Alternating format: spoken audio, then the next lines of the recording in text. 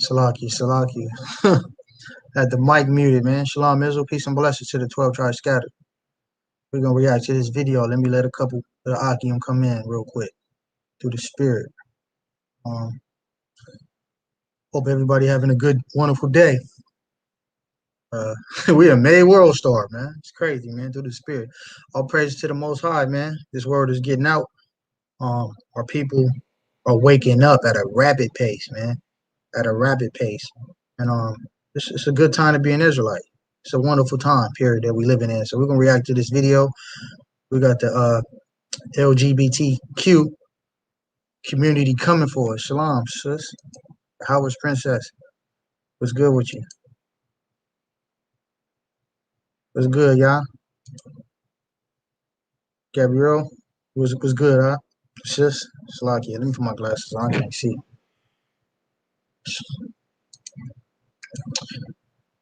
Shalom, King. How you? Brother Terrence. Shalom, sis. How you? All right? Yeah, my bad, my bad. You know, boy getting old. Boy getting old. Shalom, shalom, shalom, shalom, shalom. So we're gonna react to this video. You know what I'm saying? We're gonna react to this video. We're gonna get it in. Yeah, they coming for us, man. They coming for us, man. Yes, exactly. Yeah, exactly, man. They should take away the rainbow, man. Get them a whole different sign, man. Get them the shit stain sign, man. Because that's what they like going into. You know what I'm saying? We ain't gonna even make it about them. We're gonna just react to the video, man. Because you know how they are. They hypersensitive. We're gonna I'm gonna show y'all some hate emails we got through the spirit, man. I'm gonna show y'all the hate emails we got, and um, we're gonna just bring it out through the spirit. You know what I mean? We're gonna bring it out. We'll react to this video. So we made World Star, man, through the spirit. All praise to the Most High. I don't know. World Star seen the video that we did last year. What was it? In October, I believe it was Halloween day.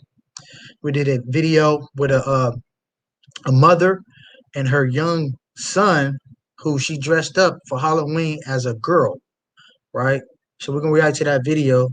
Um, we're gonna go through it through the spirit, man. You know, we got these LGBTQ HIV HIV coming for us, right? For whatever reason. But we're gonna react through the spirit, man. We're gonna bring out some edification, man. Babylon is falling, man. All praises to the Most High. Hey, man, if y'all watching, clap it up, man. Most High is destroying this damn place, man. And it's a beautiful thing to see the fall of your enemies, man.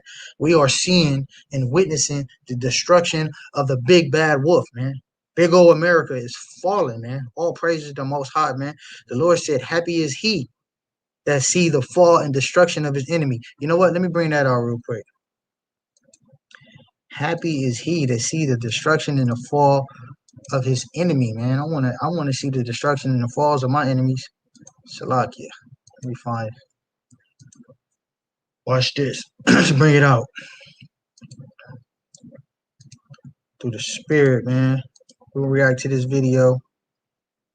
Then where's that at? It's in Sirach chapter 25. Let me see. I think I want to say verse 7. Here we go, verse 7. Let's bring it out. Sirach chapter 25, verse 7. It says, there be 9 things which I have judged in my heart to be happy, and the 10th I will utter with my tongue. A man that have joy of his children, and here's the kicker right here, and he that liveth to see the fall of his enemies, man. This is it's a beautiful thing. It's a time period that we living in, Akim, that the Heavenly Father is allowing us to see the fall and destruction of our enemies, man. Like it was in the book of Tobit. Let me get that real quick. Tobit, you know, before his death date, he was able to see the fall and destruction of Nineveh. You know what I'm saying? Nineveh was going hard on our people. They put us through hardcore bondage. Let me see. Here we go, right here. Bring it out.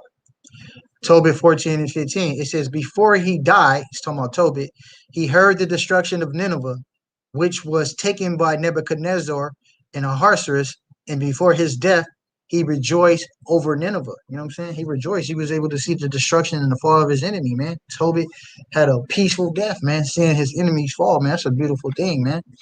Happy is he. They see the destruction and the fall of his enemy, man. Because look, our enemies know the clock is ticking. Like the real ones that's tapped in, the Edomites that's tapped in, like Bill Gates and them, they know. That's why they're going through all these extreme measures to keep us subjugated and oppressed. You know what I mean? With the coronavirus and he trying to block the sun. He trying to kill as many people as he can. Um, a typical devil. You know what I mean? Before Yahweh Shai and the holy angels come back. We in them times, I'm gonna tell y'all right now, family. We in them times. I'm not gonna be the ones that say, "Oh, 2021 is the year, 2022 is the year." I don't know, but we at a marker in time, in dispensation in time, where prophecies are unraveling at an alarming rate, and Satan know this. Revelation 12 and 12. It says, "Therefore rejoice ye heavens." So we rejoicing. The angels are rejoicing in the heavens right now. "And ye that dwell in them, woe to the inhabitants of the earth of the sea, for the devil is come down unto you, having great wrath, because he knoweth that he have but a short time." He got a short time, and he know the time, and that window of that time is closing. You see what I'm saying? We in those times, man. So all praises to the Most High, man. We live in those times where things is it's about to get good for the Israelites, man. It's about to get good, man. And this is just a micro mini example. You know what I mean? That we, Kwam Yasharala, that we rising. You know what I mean? The nation of Israel is rising. So let me go ahead and share my screen again, and we're gonna react to this video through the spirit. We're gonna react to this video, and then we're gonna bring all the hate mail that we get, right? So this is the video. For those that didn't see it, we made World Star, people. Where is it at? Oh, it's a spiritual number, huh? I thought it was 144,000. You know what I'm saying? 144,000 views. Um, it's a video, highly controversial video. The crazy thing about this video, right?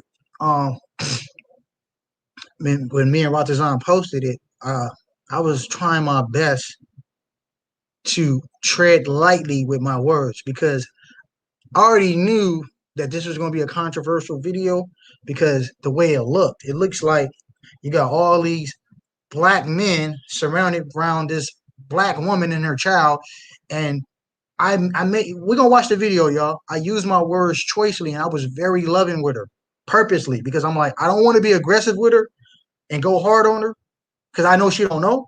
And two, I know she was never taught.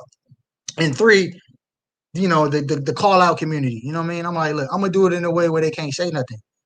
They devils though. Devils still gonna find something wrong with it. We're gonna react to this video, Akim, and y'all let me know.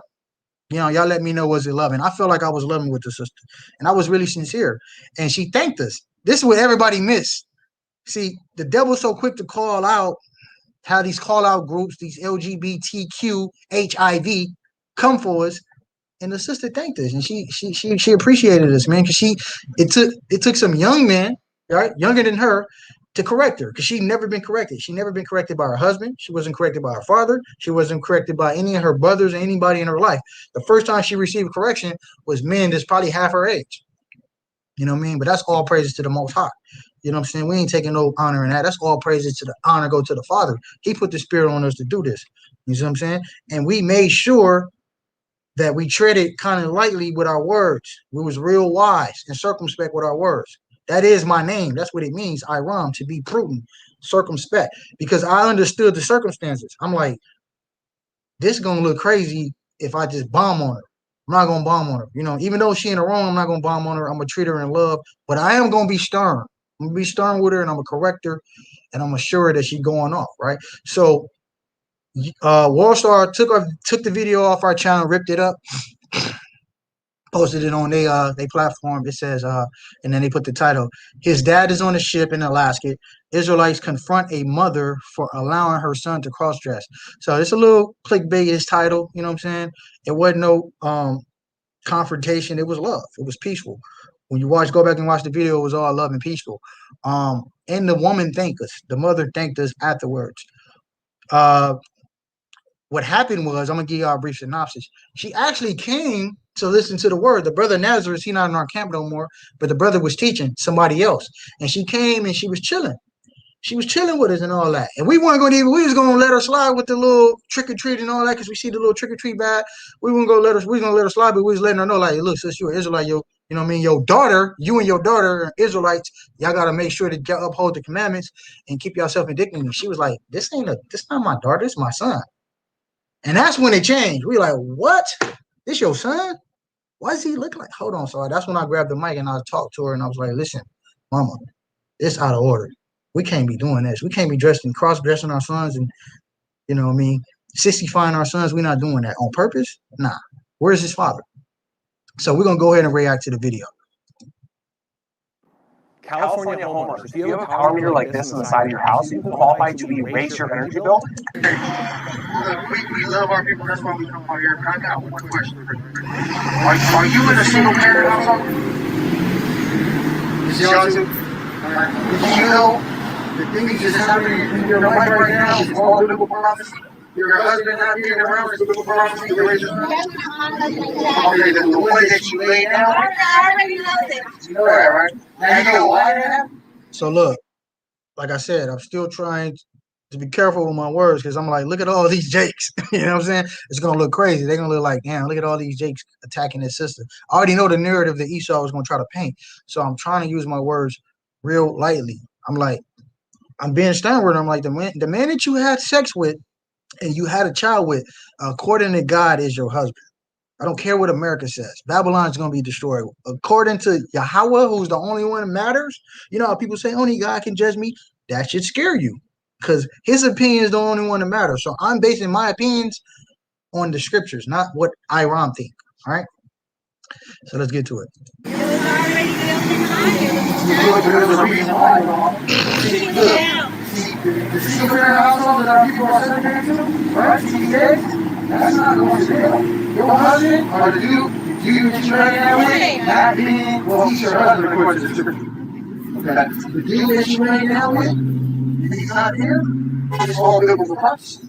You see what I'm saying? And look, young boys eat their fathers. So look, so y'all notice, the sister's trying to receive it. She listening. She knows she wrong. She knows she out of order. Just look at her face. All right. Don't look at me. Look at her. Like, look at her the whole time. I'm going to run it back a little bit, a couple seconds. She ain't never been chastised like this. And it's sad that it took men half her age to do this. You know what I'm saying? Watch this. The dude that she ran out with, he's not here. It's all biblical prophecy. You see what I'm saying? And look, young boys need their fathers. His father says right. His father says right? It's not. Y'all not together no more, right? Okay, now look. I want to ask you a simple question. Alright. Is his father? She knew it was coming. That's why she said, oh, Jesus. Yeah, it's coming. I'm going to address the elephant in the room. What the hell is your son doing looking like a woman? Yes, I'm going to ask you that. His father knows that his son feels lost? Yes, he do. You want to go there? No. Why? Because he does care. He know how to do that. He know how to do that. He know how to do all that. Okay, so now what? Here. Yes, he does care. Here, hold on. That's No, I don't care. So what? You gotta learn something. So, you know, the spirit came out, you know.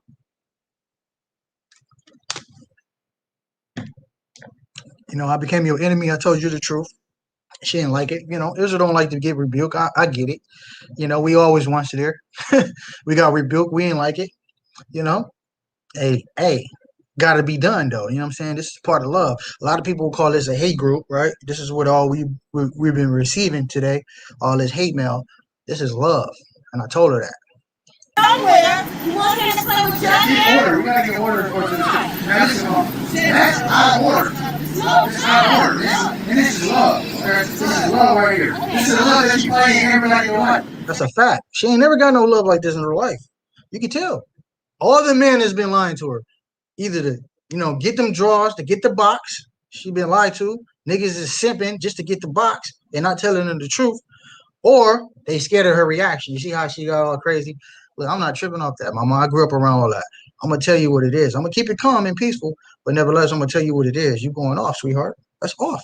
On so many and you know it is. Stop playing around. You know this is wrong.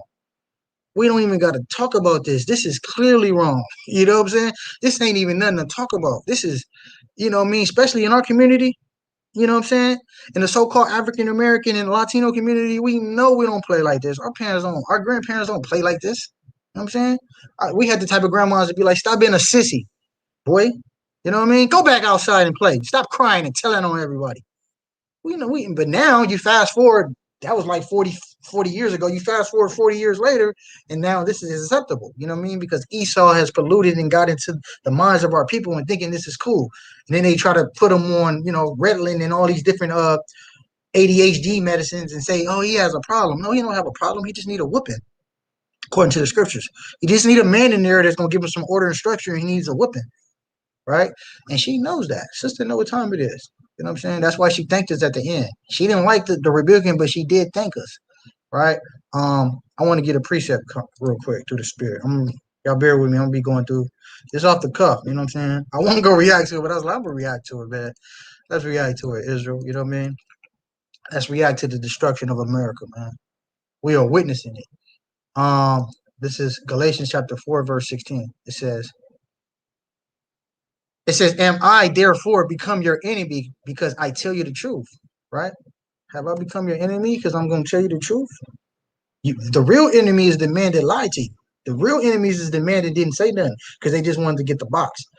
The real enemies is the other women that's in your life, knowing this is wrong and talking issue about you when you're not around. But when you come around, hey girl, how you doing? Huh? How's your son? Ooh, ooh, ooh. But when you leave, they talking about you like you're a dog. Them the real enemies. We're going to dress you to your face and tell you you're going off, sweetheart. And you got to fix this. All right. So watch this. Just watch how I deal with her. You know what I'm saying? I purposely did this on purpose. That's my name. Iram. It means prudent, to be circumspect and watchful. I'm looking at the scenario and the situation. I'm like, this can be bad. If I bomb on her, you know what I mean? Like most Israelite groups probably would have, this is going to be bad. You know what I mean? Let me go ahead and deal with her in love. You gotta be a man. You gotta teach him how to be a man. We need black men. We don't need effeminate men trying to be women. We gotta level our brothers and sisters that's going off in confusion. We gotta get this young boy to be a young boy. Right? And his father has to be in his life. I don't believe his father will let his son. His father is on a ship in Alaska. So you see, she changed the story. At first, she said his father was in his life, but now his father's on the ship. I'm like, I know his father's on his life. If his father was there, I'm assuming if his father's on the ship, I'm assuming his father's in the Navy, right? So if his father's in the Navy, he's a Navy SEAL. There's no way his son should be like that. But because his father's absent and is not there, this is why, you leave the sisters to lead, you get this situation. She don't want no problems. Right, a man will come in there and set order, but she don't want no problems. So she said, "Put him on all type of medicines. Let him be a girl. It's okay. I'm gonna listen to Esau and follow his way." Instead of knowing in her spirit, she know this is off, and she's crying out for help. If his father was home, that's inappropriate. That should not be happening. I'll give it a book. No, I can play whatever I want to. You can. See, that's subjugation and white supremacy right there, man. That's the reason why I think that white supremacy. Yeah, man. So you see, where Calvary crazy, he wanna cut him up, man. Go to Leviticus. I'm like, nah, I'm not going to none of those scriptures. I'm not going to none of those scriptures. It's gonna talk about death. I'm gonna talk to this boy's spirit. I'm gonna talk really to the mama spirit. I wasn't really worried about the little boy, because even though he off, it's really her responsibility as a parent. You know what I'm saying? His father that's not there, their responsibility. So I'm getting on the adult here, and I'm talking to her spirit, and I'm strategically bringing out certain scriptures that's gonna go to her spirit. You know what I mean? I could have bombed on her and brought out the ones that just cut to the heart. I'm like, nah, I'm gonna talk to your spirit. You know what I'm saying? I'm gonna talk to your spirit. I'm gonna strategically not go to certain scriptures because I want to talk to your spirit. Because right now, you're going off, sweetheart, and I'm gonna talk to your spirit. That inner self, I'm about to go in there in your conscious, right? Read. This is book of 1 Corinthians, chapter 6 and verse 9. Know ye not that no unrighteous shall inherit the kingdom of God? Be not deceived, neither fornicator, nor idolater, nor adulterer, nor effeminate. What? Nor effeminate. What? Nor effeminate. What? Nor abusers of themselves of mankind, nor thieves, nor covetous, nor drunkards, nor revilers, or nor extortioners shall inherit the kingdom of God. They go what? Shall inherit the kingdom of God. Hey, mama. What they say is, yo, son, you gotta get him right, mama, or he's gonna get the lake of fire. According to the scripture. So look, I'm dealing with her in love. I'm like, you got to get them right, mom. You know what I'm saying? You gonna get the lake of fire if you keep playing around. That is gonna be the judgment for you and your son and his father for not being there. If y'all don't get this young boy right and repent. Train up your child the right way. Proverbs 22:6. Proverbs 22:6. You gotta train them all right. And so he can still be a man in cosmetology. You don't have to dress like that. You don't have to play with dolls. Yeah, make him be a barber. You know what I'm saying? We're not finna have you in a damn beauty salon. We're gonna make you a barber. You want to do hair, we're gonna be a barber, bro. You know what I mean? It's a lot of barbers that's making top money. That's gonna be the direction. That's what we pushing you in. You're not finna be no damn man, curling hair and no, we're not doing that, bro. And that's what the father's supposed to be there to give that structure.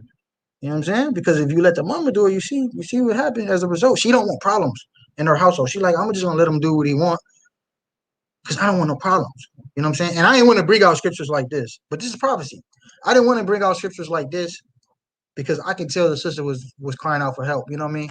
I can read her spirit. The way she walked up to the camp, I'm like, she's really looking for help. You know what I'm saying? The Most High sent her here. She probably don't even know why. Most High, because she came across the street. I was watching the whole thing. She came across the street and she kind of zip lined from across the street. And she's like, let me see what they talking about. And Nazareth was teaching at first. He was teaching another sister, and they was listening. They was joking and having fun. And I was cool. And I was like, okay, all praises, y'all Israelites, man. You know what I mean? Make sure, we get back to this Bible. This is our book. And when I found out that little boy was a boy, I thought it was a girl at first. I'm like, your daughter? She was like, no, this is my son. Give me the mic, let me talk to her. You know what I'm saying? Let me address this, the elephant in the room. So, and she knew, you know what I'm saying? The Most High brought her there for this lesson, man. And look, regardless of what people say, man, that experience changed her life. She ain't gonna never in her life forget about that, right? But this is biblical prophecy. Isaiah 3:12, it says, as for my people, children are their oppressors. The reason why she is letting them dress up like this, because he's oppressing her household. He's causing her hell right now. You know what I'm saying? The father not there. He probably throwing all type of tantrums, running away, threatening to might kill himself, all type of issue, right? So for her way of handling it, she's like, well, just let him do what he wants. I don't want any problems. I just want to increase the peace in my house, right? As opposed to having an authority figure there and be like, you're not going to do none of those things. You know what I'm saying? Matter of fact, we're throwing these damn curling irons away. We're going to throw all these damn bags and purses away. And we're going to go ahead and get you some clippers. You know what I'm saying? Children are their oppressors and women rule over them, right? The women ruling over us right now in our communities, right? We are championing single mothers for some reason, which is something you should not be championing, right? Oh, my people, they which lead thee cause thee to err and destroy the way of thy path. They, referring to the women that's leading us, is causing our young men to be destroyed. And this is what you see, the result of that biblical prophecy right here. All right. Two things that's going on in our community. Either they're going to be flaming youngs or they're going to be in Pelican Bay doing all day. They're going to be in Pelican Bay prison locked down on a level 4 yard, right, for a murder because they couldn't talk it out and be men, right? They couldn't be men because they was never taught and trained to be men to have conversations. Instead, they act irrational and act out because that's all they see their mama do. Or they be even more the extreme. They're even worse. They might just, go ahead and be what he is, a flaming young. This is what's going on in our community, and it's prophecy. That's what I was trying to tell her. You know what I mean? Let's keep it going. That's wicked. That's a wicked thing. You celebrate a day with that. That's a day with that. Give me somebody with that. I don't want to even talk about Halloween. I promise you, I wasn't gonna even talk about it because the way the sister came up to the camera, I'm like, we're gonna deal with her later. You know what I mean? She was like real, you know what I mean, jolly and joyful. She was talking to people, so I'm like, you know what I mean, we gonna, you know, I've been doing this for a while. I'm a little seasoned. I'm like, look, I'll address the Halloween stuff later. Right now, I wanted to get, you know, get her around the Israelite family, get her around the sisters, and then we build her up. You know what I mean? Maybe she come out to another camp. Maybe she, you know, be able to meet the sisters, fall in love with the sisters, and then we build her up. That's what I was thinking in my mind until I found out he was a he and not a she. I'm thinking the little boy at first was a she. Once I found out the little boy was a she, that's when I took the mic from Nazareth, the brother right here, and I'm like, let me talk. No, I have to address this. This is crazy. Because at first we weren't even address the Halloween stuff. You know what I'm saying? We was like, look, we're gonna just tell her you're an Israelite. We're gonna walk her to her car, make sure she's good, exchange numbers, and be like, call us, nigga. We out here every Saturday. Or you know, if you want to come to the classes that we have, the private classes, you're more than welcome to come. You can meet the sisters. You know what I mean? All this type of stuff. Like we really had a conversation with the sister prior to me actually taking the mic from Nazareth and dealing with her. So she came and she was listening to the brother teach for about a good 10, 15 minutes before you see this. This is a build-up. This is a build-up. This everything was cool until we noticed that her son, you know, was a son. You know what I mean? We thought at first he was a daughter. I say that. This is saying that. This is that God is upset with y'all right now. This is the reason why. Look. So he upset. He about to take his little headband off. This is the reason why a lot of people and a lot of kids get stolen. A lot of kids die while they out going to trick or treat. God is allowing these things to happen because He's angry. That's a fact. You know, when you check the statistics on children that go missing, children who die from car accidents and things like that, it's elevated during the times of like trick or treat. You know, Halloween, during those times, you see more and more kids either go missing or you see more and more kids die from car accidents. You know what I mean? And that's because the Most High God is upset with these, you know, children partaking in this wicked, you know, day that's rooted in, you know, a lot of idolatry and pagan worship and rituals. He's upset with us keeping this day. Bring it up. 7:9:15. Bring that up. This is Book of Proverbs, chapter 22, verse 6. Now look, I know sometimes, man, see, that's inappropriate, man. A young boy shouldn't be acting like that. Yeah, he pulling her away. He shouldn't be acting like that. You know what I'm saying? So, He should not be acting.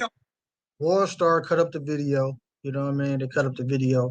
For those that don't know, y'all can go on our channel and watch the original video. Ratazan, you know, which is the leader of our camp, he went to go talk to the sister.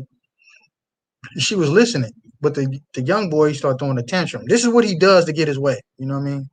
This is what he do to get his way. He knows how to do this, and because his mom don't want no problems, she make excuses and say, "Well, he's on Ritalin. He's on all these different type of medications. Like, why are you letting Esau give your baby all these damn medications? How you know these medications are working for your children?" You know what I mean? That's what we do, though. We just listen to daddy, right? We forego our real pops. We forego our real pops, and then we go listen to daddy. Everything he say, because that's your God. Esau is your God, not Yahweh, right? Let me get a precept real quick, man. Through the spirit, man. I brought out these precepts afterwards. I brought out these type of precepts afterwards. We was out talking about that till the sun went down. And the sun was still up. So we there's a lot of stuff that we talked about on that y'all didn't see. And Broughton went in, man. He flamed. He dropped the mic after that, man. There wasn't no reason to even talk about it no more. After Broughton got the mic, talked a little bit about it. I'm gonna go to it. I'm gonna go to the end because Broughton did a good job addressing it. Is this the one I want? Yeah, Ecclesiasticus. I brought this out after the kid left. Ecclesiasticus chapter 30, verse 1. It says, "He that loveth his son causes him off to feel the rod." If you love your son and they acting like this, you're gonna whoop their ass. You're gonna whoop their ass because you're saving them for heartache in the future. If you love your child, you're not gonna allow them to act this way. You're gonna correct them, like the scriptures say, because you're saving them from something more catastrophic in the future. We know better than them. We've been living longer than them. The scriptures say if you don't love your children, you're gonna just allow it so you can have peace in your house. You're gonna allow them to do whatever they want. But as a result of that, they children, they don't have any sense of direction. They're gonna oppress you. They're gonna keep pushing the line, pushing the line, pushing the line. See how much more I can get away with.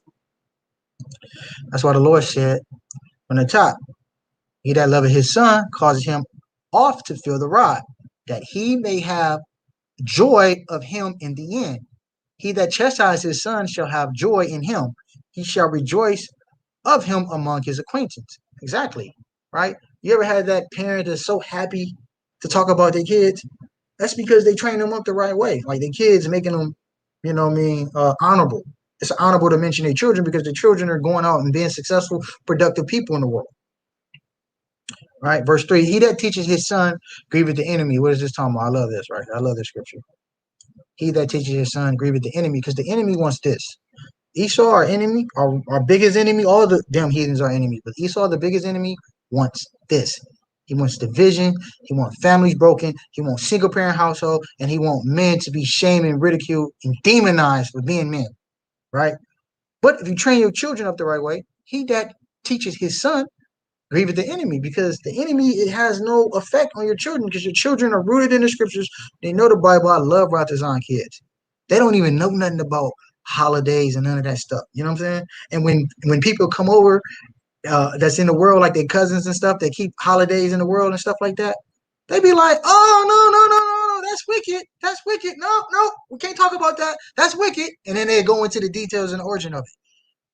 That's why the Lord said, he that loveth his son, his children, grieveth the enemy, because your kids is going to be so rooted and on top of it, the enemy has no effect. And all the advances that the enemy try to, trick our people with, it's going to be none effect. And before his friends shall rejoice of him. Exactly. It says, let me drop down. This is the one I want right here. Verse 9, it says, conquer thy children, and he shall make thee afraid. And this will happen when you conquer, goes into aspects of spoiling. When you spoil your children, you give them what they want, this is what you get. You get oppression, and you just get a dysfunctional family, essentially. The sister was crying out for help. Which I missed. You go back and watch the original video. She was like, bring a man in here. Like, all right, bring a man in here to do that. Well, listen, sister, you got to get rooted and come into this truth. We'll show you. You weren't taught right. You ain't picking him right, obviously. You know what I'm saying? Because if you did, he would have been there raising his son. Ain't no man finna leave his king to no damn woman to raise. Right? He's not finna leave his little prince to be raised by a damn woman. Right? So because you not rooted in the scriptures and the knowledge and the wisdom of the Father, and your knowledge is based upon Esau and his way, this is why your family is in disarray, right? This is what we try to consolidate that all, and I think this is like the longer version on our channel is maybe like a 20-minute video. So 20 minutes of talking to her, Lord willing, we change her life. You know what I'm saying? Lord willing, I know she ain't gonna never ever forget this experience. This is always gonna be bearing on her mind. You know what I'm saying? Like the brothers I met out there that be street teaching, they told me some real stuff. If she's gonna keep it 100, she's gonna be like, look, people might try to come for us and ridicule us and demonize us and criminalize us and call us all type of names, but at the end of the day, the sister know we was right, and the sister thanked us. And I'm gonna show y'all the part when she said thank you. But let me get this last one. Verse 11, it says, give him no liberty in his youth, and wink not at his folly. This is the commandments of the Lord. Give him no freedom to act like this, and don't wink at his folly means don't let it slide. Any type of folly, pop him, pow. You know what I'm saying? Pow, real quick, snatch him up. Let him know I'm running this house. We're not friends. We're not friends. We're not buddy pals. I know a lot of times women want to be pals and friends with their damn kids and their daughters. No, I'm the child. You know what I'm saying? I mean, you're the child, Salakia. You're the child. I'm the father. You are subservient and less than to me. All right? And you're going to act accordingly. You're going to act accordingly. This is just the wisdom of the Father. This is the advice of the Father. Verse 12, it says, bow down his neck while he is young. Grab him by his neck. Make sure that he's subservient and respectful. and beat him on the side while he is a child, lest he wax stubborn and be disobedient to thee, and so bring sorrow to thy heart. And this is what happened to the sister. Because she don't have the knowledge of the wisdom of the Father. She don't have the knowledge and wisdom of the scriptures. This is the reason why she's in disarray. This is why her family's broken. Verse 13, chastise thy son and hold him to labor, least his low behavior be an offense unto thee. The Lord should give your kids chores. Do kids even do chores nowadays? Give them things to do. Make them work and earn for anything. They want them new Jordans? Earn it. They want that new tablet? Earn it. They want that new Call of Duty game? Earn it. Right? Don't give them nothing. A lot of times we see our generation or the generation, our mother's generations, you know what I'm saying, our parents' generations, they want to give us everything because they didn't have nothing. No, that's not the right way you're supposed to be moving. You know what I mean? The scriptures say make them earn it. Give them labors, chores, and duty, and they'll respect everything that they got. But if you just give them everything, then they're going to expect everything. And the second that you say no, then you got a problem on your hands. So let's sit on that, man. Let's sit on that. Let's play the rest of the video. Like that, man. And look, and that's just the spirit that's coming out of the brother, man. Right? That's just the spirit. Because she's not training up according to the laws of God, man. See, as a result, that's a byproduct of us not listening to God. And as a result of that, that's what happens, man. The only way we can change that is through the blood and the word of God, man. We got to come back to the laws of God. That's inappropriate on all levels. We got to train our men up to be men and warriors. God, give me Psalms 96, 94 and 16. 94 and 16. What you say, Mom? You said what? Yeah, you got to get right. So the sister that was standing, the brother Nazareth was teaching when she was out there. She said, "You touched that little boy. You know what I'm saying? You changed his life. You know what I mean? We changed his life forever." And I believe that. I believe him and his mother's never gonna forget this encounterment. You know what I mean? This might be a changing point in their relationship. This might be a changing point in their time. Who knows? Nevertheless, they always gonna remember this time because this is the first time somebody actually stood up to them and told them that was wrong. Nobody said nothing. What happens is she go to family functions, they accept her, but when she leave, they talk about her and talk about her son, right? Talk about her and they talk about how bad of a parent she is and talk about, her son being a flaming, right? A real person that love you is gonna correct you. Let me show you something according to the scriptures. This the real works right here, right? Let me get, hold on. Shalakia, bear with me, y'all. Leviticus. Watch this. Leviticus 19, verse 17. It says, "Thou shalt not hate thy brother in thy heart." So we know the opposite of hate is love. So not hating your brothers is love. "Thou shalt in any wise rebuke thy neighbor." This is what we did. We rebuked a sister that was in our nation that we cared about. "And not suffer sin upon them." Part of the love is getting in the face of your people and telling them you going off. You going off, mama. You tripping. You going off, king. What the hell is you doing? Rebuking is not clean. It's not always pretty, but somebody got to do it. That's why the Lord raising up the right man to do it. Because unfortunately for her, ain't no man in her life did it. Unfortunately for her, all the men in her life lied to her just to get the box. You know what I'm saying? Or just not to hear her mouth. Let me go ahead and get, you know what I'm saying? Let me go ahead and get the box. Let me smack her down real quick. And then I'm going to slide after I'm finished. The hell with her. I'm not going to teach her anything. I'm not going to correct her because I'm not really that invested in her. All I want is, you know what I mean? I just want the buns. Nah, sis, you going off. We love our nation. We love our people. And we're going to tell you when you're going off. That's part of love. See, a lot of people talk about love, love, love. Well, look, the scriptures say this is part of the love. Part of the love is correcting your neighbors and not letting them sin when they're going off.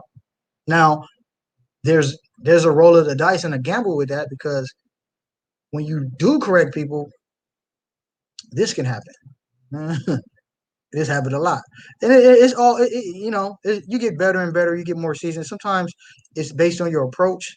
You know what I mean? Sometimes you want to make sure your approach is right, depending on the person. Sometimes you got to go hard. Sometimes you got to go, you know what I mean? You got to be wise. You got to kind of be circumspect. Use your words choicely, right? Watch this. Proverbs 9 and 8. It says, reprove not a scorner. So this means correct.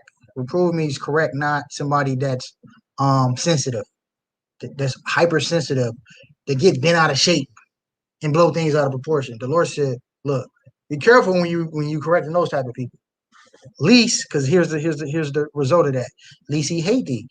You know what I'm saying? You correct the wrong person, they're gonna become your enemy. It says, rebuke a wise man, and he will love thee. Yeah, you correct a wise man, right? He gonna love you. And I love some of the young brothers in my camp. When I correct them, man, they just deal with it with love and happiness. They peaceful about it. They say, Shalom, brother, thank you, man. You know I was going off, King. You're right. You're right, big bro.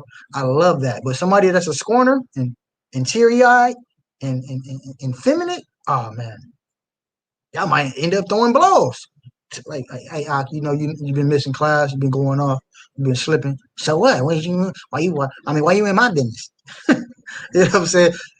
This is what the Lord talking about. Look, you be careful. You gotta, you know, when you reprove a scorner or somebody that's sensitive, because it can go somewhere else. It might go to a level where he hates you and want to kill you. You know what I'm saying? You already seen how, you know, jealousy and hatred was the first murder in the Bible. You know what I'm saying? Cain hated Abel so much to the point that he had to murder him. And then when the Lord sent the angel in, it was like, what you do? What do you do to your brother? He's like, shit, am I my brother? Am I my brother's keeper? I don't know what happened to that nigga. What you mean? That's hate. You know what I'm saying? And as a result of that, it's a thin line. You have brothers that love you, correct them, they become your enemy. That's what Paul was like, damn, I became your enemy because I told you the truth. Damn, I thought we was just balling and keeping Passover together. Now I'm your enemy. So, you always got to have a balance with that. But let me just get to the end of this. You gotta get right. That's inappropriate. Give me that. Hey, what the hell? Hey! Excellent! So, Brother Roger was trying to talk to the mother. She was listening, but the son was just being, disobedient, insubordinate. He was being disobedient, trying to fight, throwing tantrums. He needed to get his way. He had to be right, right? So he's so used to that. He knows whenever his mother have any little pushback or resistance, he do that, he gonna get his way. In chapter 22, verse 18. Thou shalt not suffer a witch to live. The Lord said, thou shalt not suffer a witch to live. Read. Whosoever lieth with a beast shall surely be put to death. Whosoever lieth with a beast shall be what? You heard her? Y'all heard that at the end? Let me run it back. Tell y'all. She know. Just listen. She said, thank you. Look. Whosoever lieth with a beast shall surely be put to death. Whosoever lieth with a beast shall be what? She said, thank you. You know what I'm saying? I don't know if y'all caught that. She said, thank you. I don't know if y'all caught that. She said, thank you, though.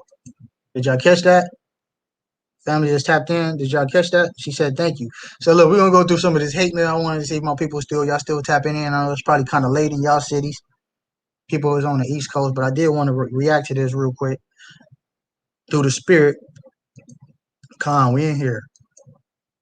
Kia, what's the deal, sis? What's the deal? Zealots of Israel, Melchizedek Ministries. What's the deal? What's the deal? All praises, man. Con. 2K morning working. That's what's up. All right, we're still in here. All right, y'all still tapped in with it. All right. So I'm gonna react to some of this hate mail, right? They say Israelites are hate group. Let's look at some of this hate mail we get. These LGBTHIVs is tripping, man. Damn, man. Tell Elton John and them boys to retreat, man. Elton John and them boys coming for us, man. So we got this email today. I knew something was weird, man. I knew something was weird because we just got emails out of nowhere. I'm like, what the hell? Roger, like, bro, what's up with these emails? He like, man, they put our video on World Star, bro. I'm like, okay, that makes sense. That's why we getting all these crazy emails. And when you go back to the video, the brother who posted it, you see he put our email. So the video got the email on there. So that's why they was tapping in. I'm like, damn, what? It's crazy. We getting the LGBTQ HIV community on our head right now, man. What's going on? All right. So look, it says, yo, you bum, bro. Let me make it a little bigger so y'all can see it. Yo, you bum, bro. Before you go preaching, learn how to actually preach and learn how to have a conversation. Yelling in a microphone at a woman and child could have put the mic down and had a real convo. But you need the clout, right? Read the scriptures again and tell me what it says.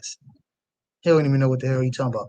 Now look, this is the classical deflection tactic, right? Let me veer away from the real issue and what's going on. A single parent that's abusing her child. This is child abuse. Allowing him to become a woman because Esau says it's okay, right? Esau says, listen, we have surgery. We can go ahead and amputate his sausage, right? We can amputate his rod and make him a full-fledged woman.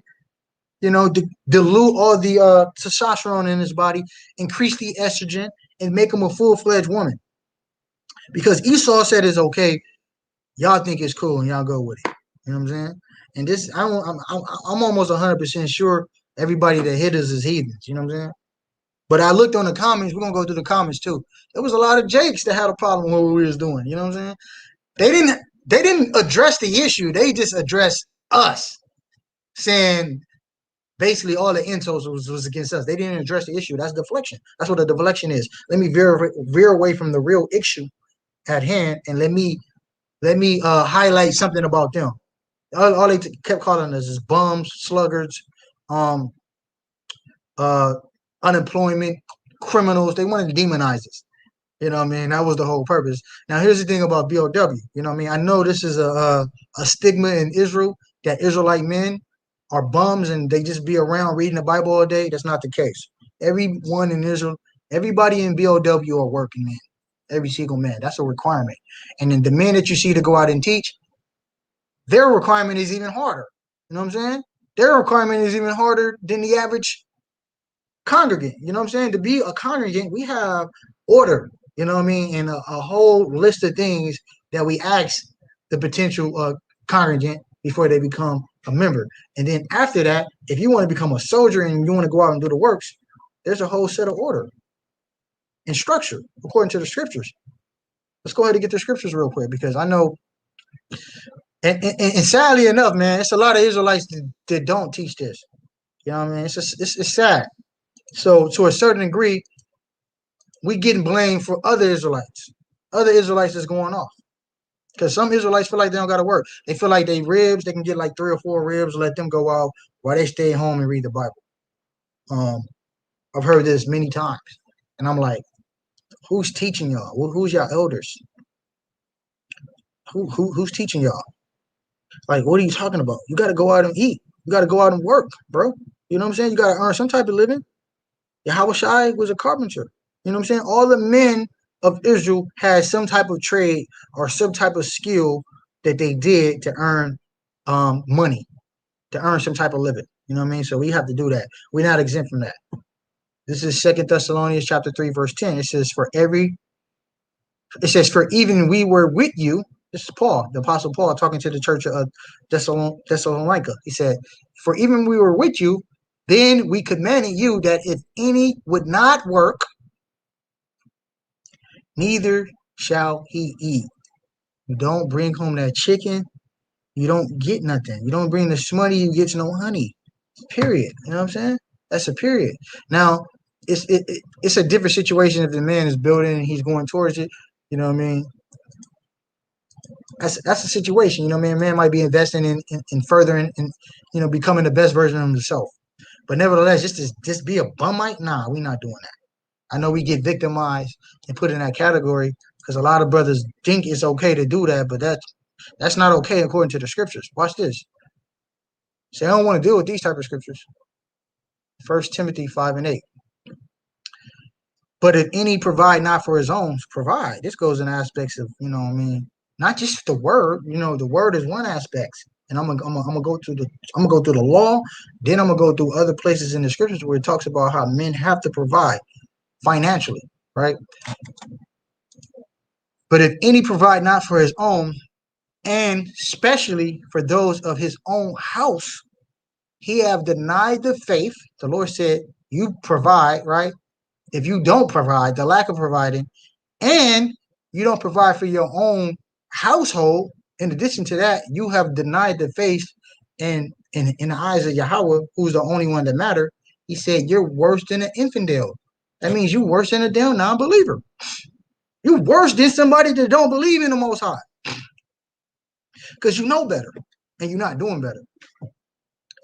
So, they don't, some brothers run away from scriptures like this.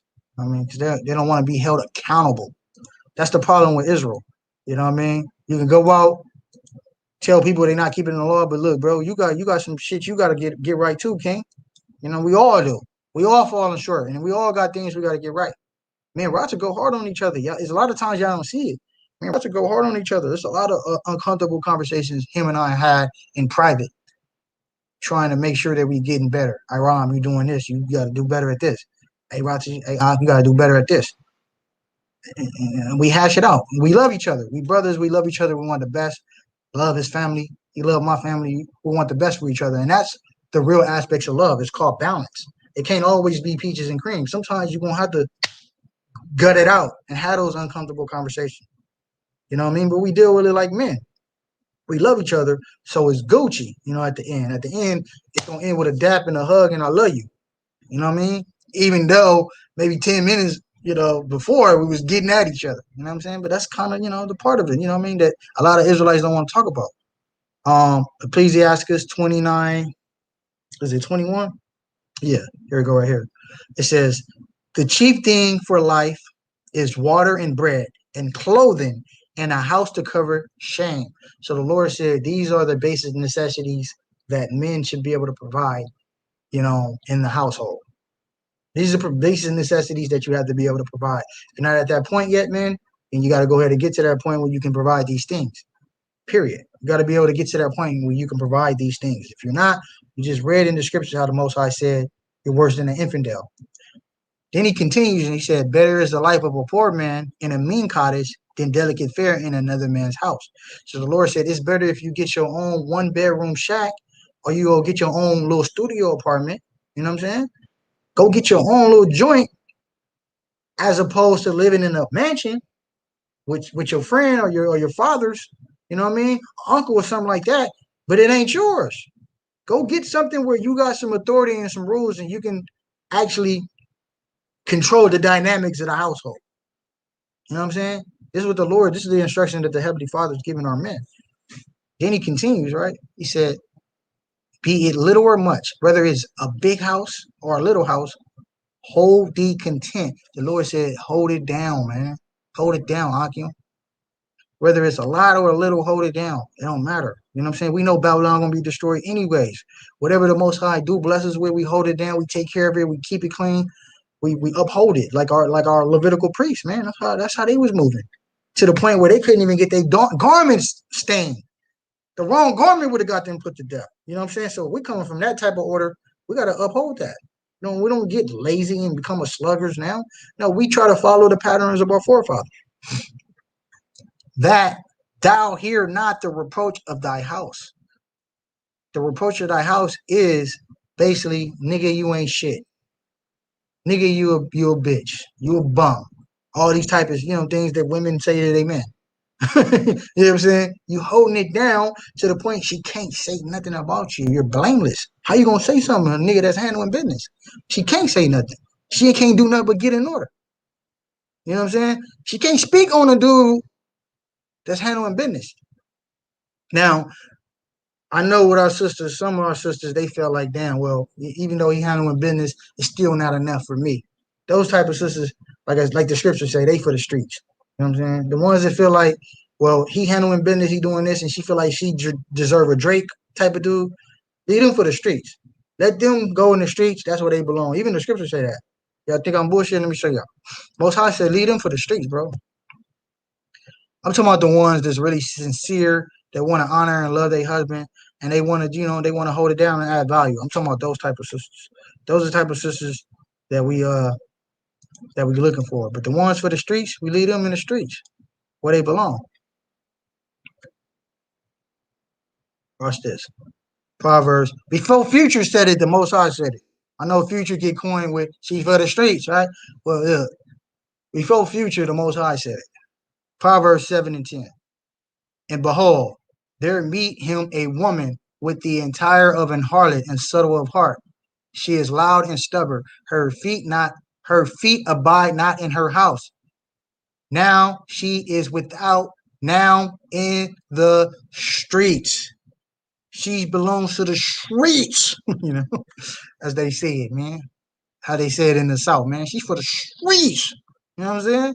She's for the streets, man. Even the scriptures talked about that. So it's always a perfect balance. But going back to that whole point and that dynamics of, you know, how they was calling us sluggers and bums, and we're gonna get to the comments. Look what the Most High said. Most High cold. That's what he said. I think it's 40. Let me see.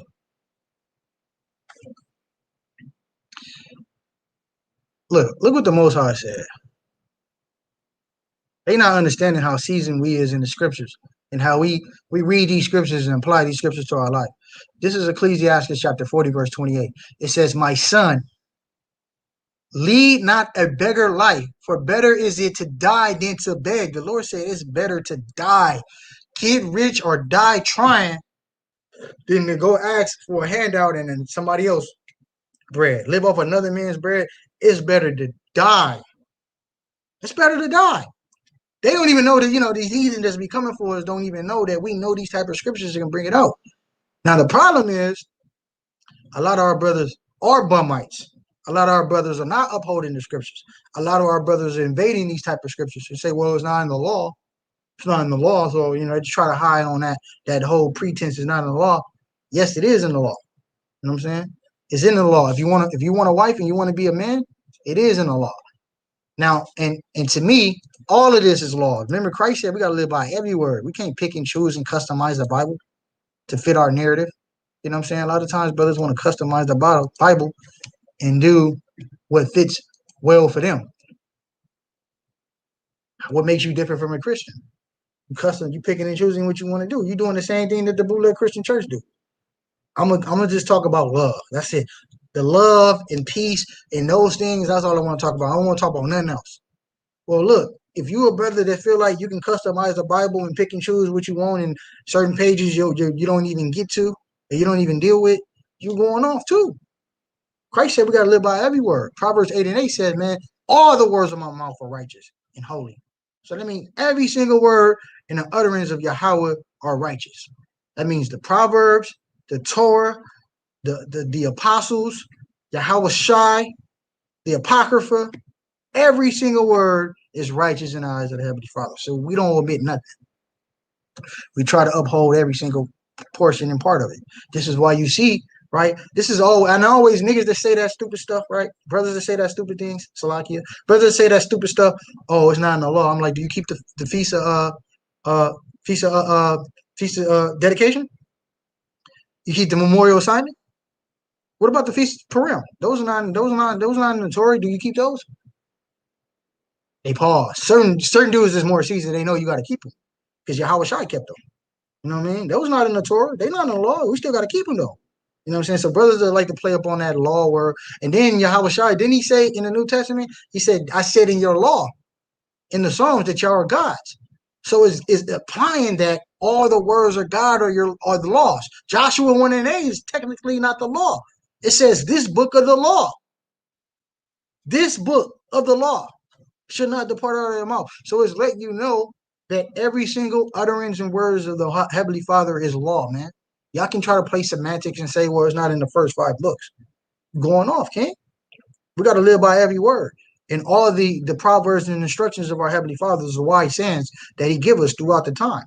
That's why he said, my wisdom is the wisdom and stability of your times. Because my wisdom does not change. It applies to every time. Exodus 21:10. If he take another wife, right, her food, her raiment, and her duty of marriage shall not diminish. So this is for men who are trying to partake in a wife. These, majority of men, this is what they do. They, love our beautiful, Israelite sisters. They want to marry them. Well, here's the prerequisite according to God. All right. If it applies to the second one, that means it applies to the first one. That's the logic, right? So her food, her clothing, and whatever duty, whatever agreement y'all have of marriage shall not diminish, shall not waver. These are things that you have to do as a man of God. You have to do that. There's no debating that. Here's in the Torah, but a lot of brothers, well, that only applies to the second wife. Well, it's saying if you got ears to hear and reason, it's saying the second wife has to get this too. So that means the first wife's getting this also. Shall not diminish. So it's letting you know if you take the other wife, the second one, then the one that you was dealing with, right? All the stuff she getting, the second one has to get it too equally. You can't diminish from either or. You get what I'm saying? So this just give you, a context of how our Heavenly Father feel. But if you let them say it, right, we just bums. We some bummites. I mean, let's go through another one. Let me see. Let me see what he said. Let's see what he said. See what this boy, Fat Boy, New Jersey, right?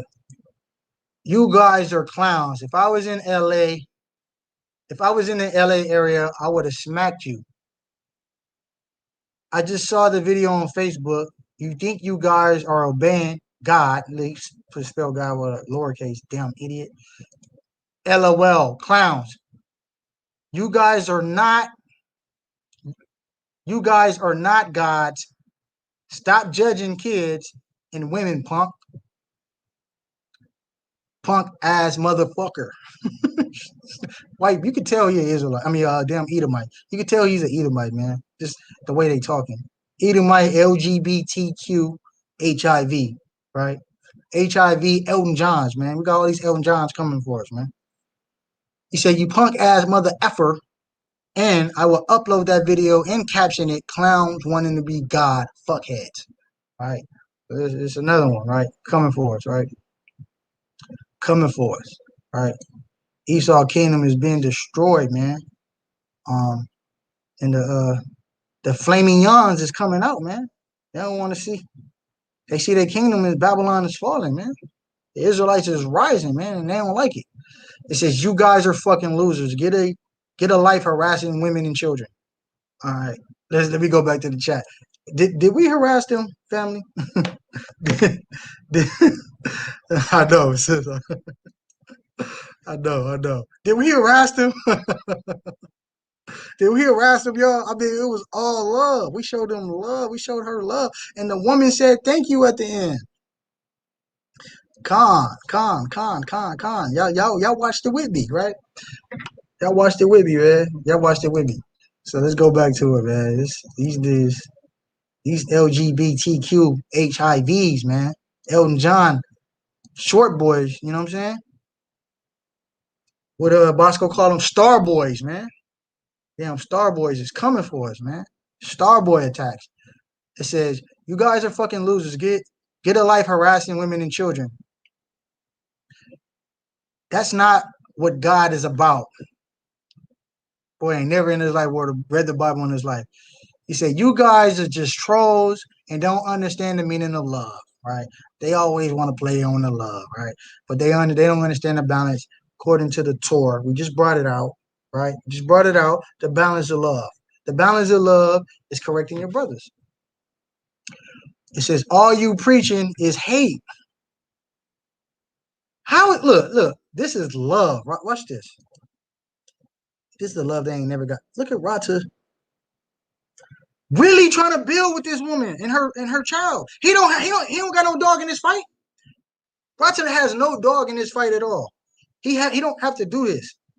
He walked over there because he seen the need and he see the woman's crying out for help. So he went over there to help her. You know what I'm saying? But we get demonized and victimized as being just some heartless thugs, just read the Bible all day and just shame people when they walk by. It's just crazy, man. Anyways, says get a fucking life. All right, whatever. All right, let's go to the next one.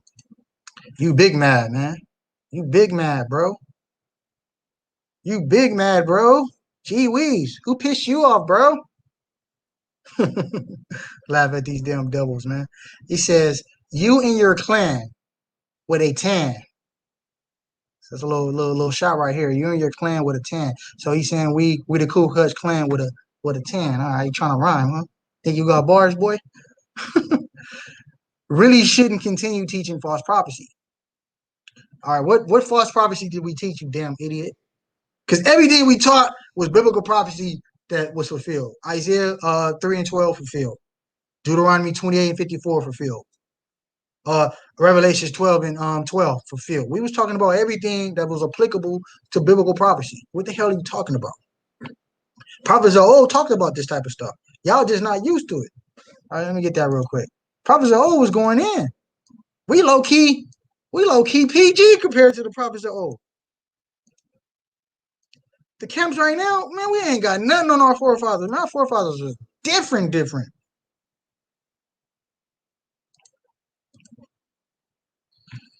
Jeremiah 28 and 8. It says, the prophets that have been before me, before Jeremiah, and before thee of old prophesied both against many countries, against great kingdoms of war and of evil and of pestilence. Prophesied against it. Went against America. Moses looked the Pharaoh in his face and said, let my people go. Let my people go or you're going to get destroyed. Rebuked him to his face. You see what I'm saying? Now we doing it in the spirit, man. We rebuking Pharaoh in his face. Joe Biden and them boys. We letting them know, man, y'all going to let our people go or y'all going to die, man. Y'all going to die in that lake of fire, man. Get ready because it's coming. And they know it's coming. The Pentagon already confirmed hella sightings of UFOs. It's at a point where they can't even hide it no more. It's like, man, Yahweh Shai is letting them know, go ahead and gird up your loins and get your men together and get it ready because it's going to be a war. And look, you can't even touch the angels. That's a cold thing about it. In 2nd Ezra, chapter 13, they said the angels can't even get hit. They can't even get touched. So we fighting a winning battle. We on a winning team. All praise to the Most High, man. So look, said false prophecy. He says, here's why. You're a cult. You're not a real church, nor do you hold a tax exemption. So he's talking about a 501c3. You know what I'm saying? He's saying we're not a real church. We don't have a 501c3. We chose not to go that route for a number of reasons, but Believers of the Way is an operating company. It's an LLC. We pay taxes, and we do follow the laws of the land in terms of it's a real business entity. If you look up Believers of the Way, you're going to see a real entity. It's a real company. All right. Matter of fact, let's look it up. Show y'all. LLC search, Los Angeles.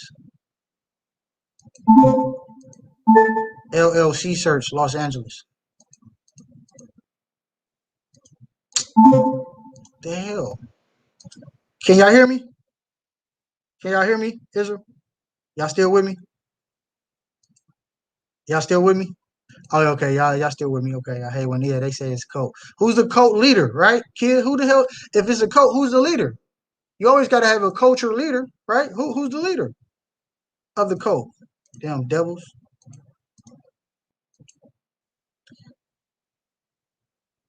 Out of focus. Okay, y'all can hear me. Con. All right, all praises. Out of focus. I'm not sure what you mean by that. But let's go to the LLC.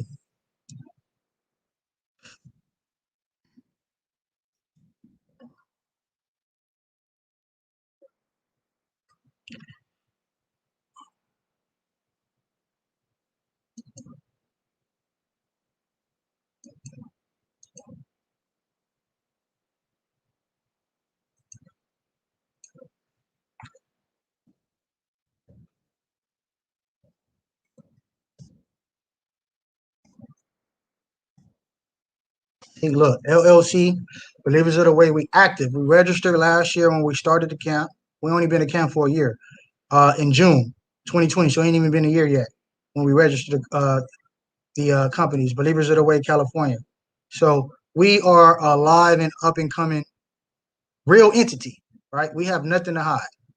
All right. So all this tax exemption bullshit that he talking about, he need to go somewhere with that. You know what I'm saying? We ain't doing that.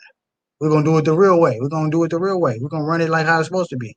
And we ain't taking no tax exemptions because the tax exemptions require you to be subservient to Esau and his rules. That's why we did the real business way, so we can do what we want, and say what we want, and not be chastised for saying things.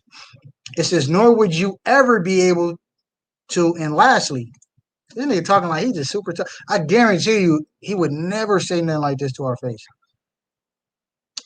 unless you remove yourselves and your satanic ninja looking buddies. You will be shut down. You will be 86th from whatever you attempt. Whatever you attempt to set up, and like we did in Brooklyn, I'm not sure what he's talking about. In Washington, I'm not sure what he's talking about. Israel, y'all let me know what the hell he's talking about, man. You ain't shut down no Israelites, nigga. What are you talking about?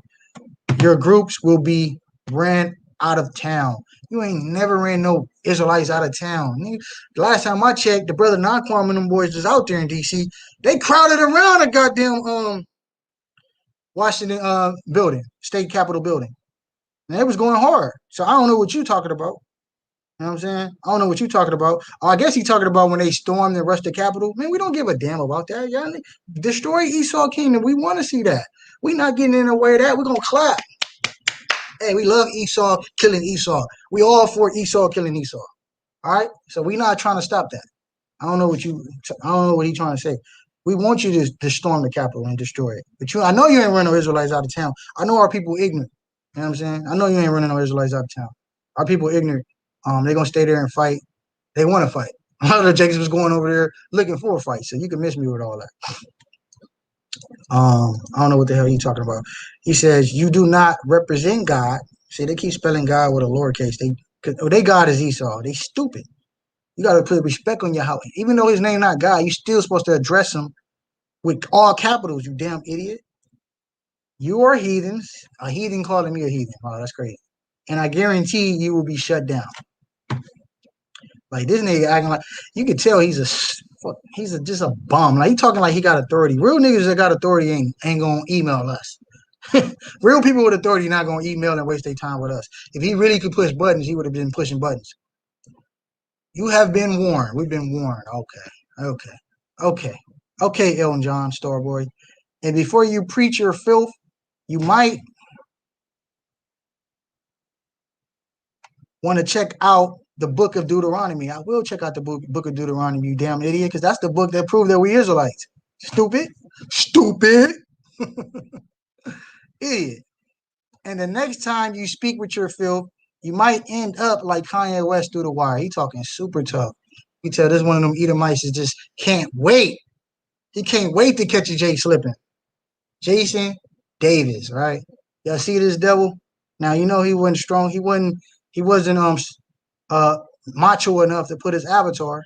You know what I mean? He want to hide behind a computer screen and be super tough. He would never, bro. We ignorant. Now, one thing I will say about Israelites, we ignorant.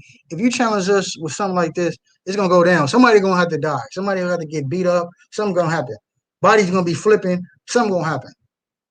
They not gonna do that. You know what I'm saying? So this is a keyboard warrior. This is funny though. I mean, I'm having fun with this. My Israelite brothers and sisters. I was just showing y'all some of the stuff we go through. But I do want to, he talking about Deuteronomy. Let's go to Deuteronomy, stupid. Let's go to Deuteronomy, stupid. Read the book of Deuteronomy. Well, we're going to go to the book of Deuteronomy, stupid. Let's get the book of Deuteronomy, dummy. Deuteronomy 28 and 15. This is a prophecy that the Most High gave to the Israelites. But it shall come to pass. Whenever you see that in the scriptures, you know this is something in the future.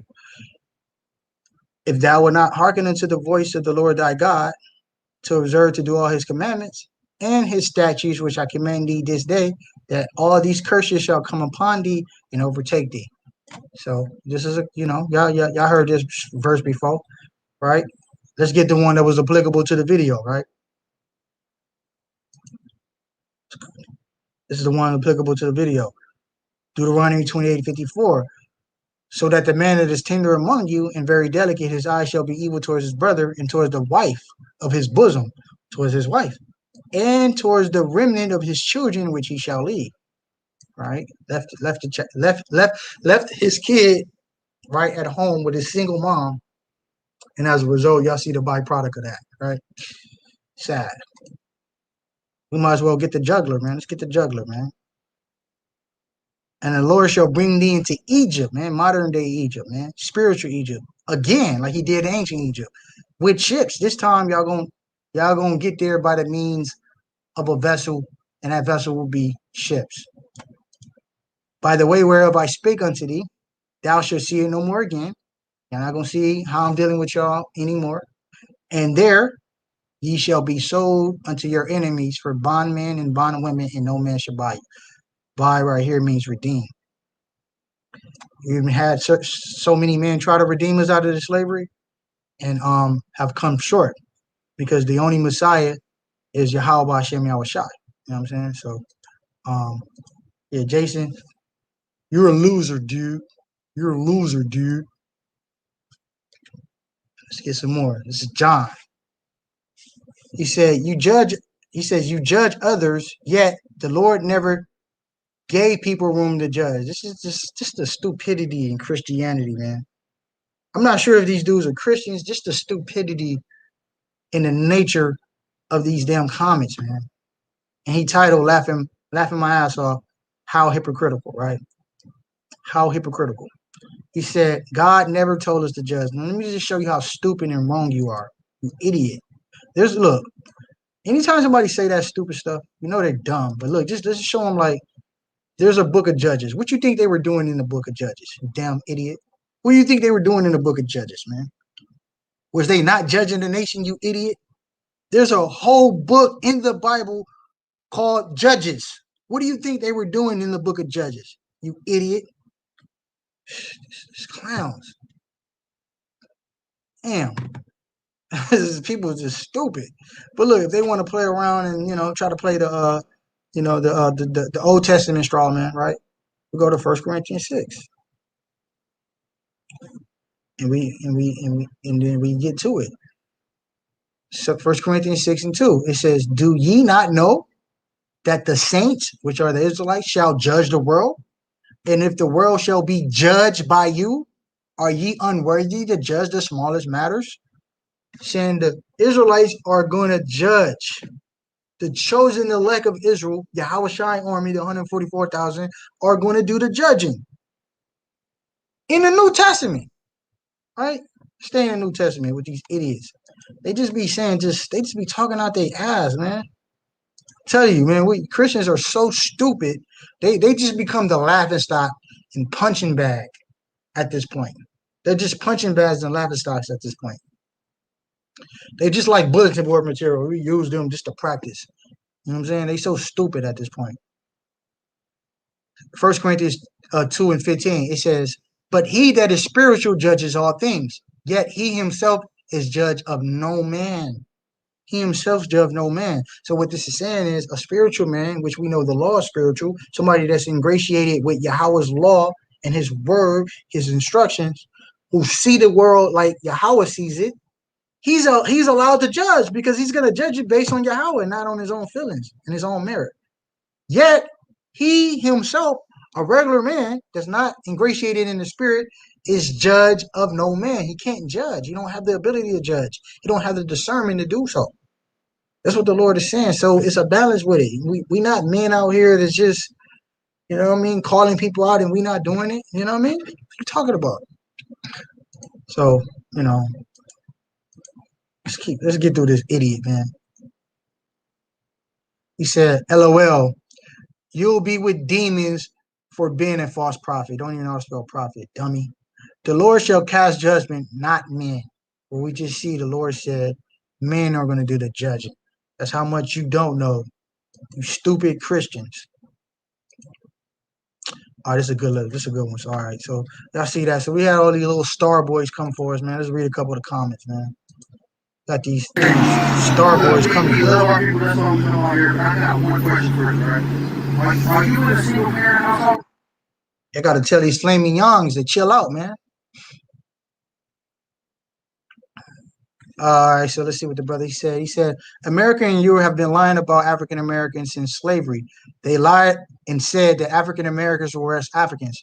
In the Bible, God said that his people, the real Israelites, look like their cousins who are Cushites. Cushites are the real Ethiopians. They do not look like the other Ethiopians who look Arabic. Cushites look like sub-Saharan Africans. African Americans look exactly like Cushites. So yeah, I guess he's alluding to we the Israelites. All right, cool. I have no problem with that comment. All right, no problem with that comment. He says that black supremacy is actually right on this. Our supremacist. He said that black. So he keeping it real. He said he's a black supremacist. Hey, look, I am for my race, and I believe my race is superior according to God. I'm a black supremacist, quote unquote. I'm a black, so-called black and brown supremacist.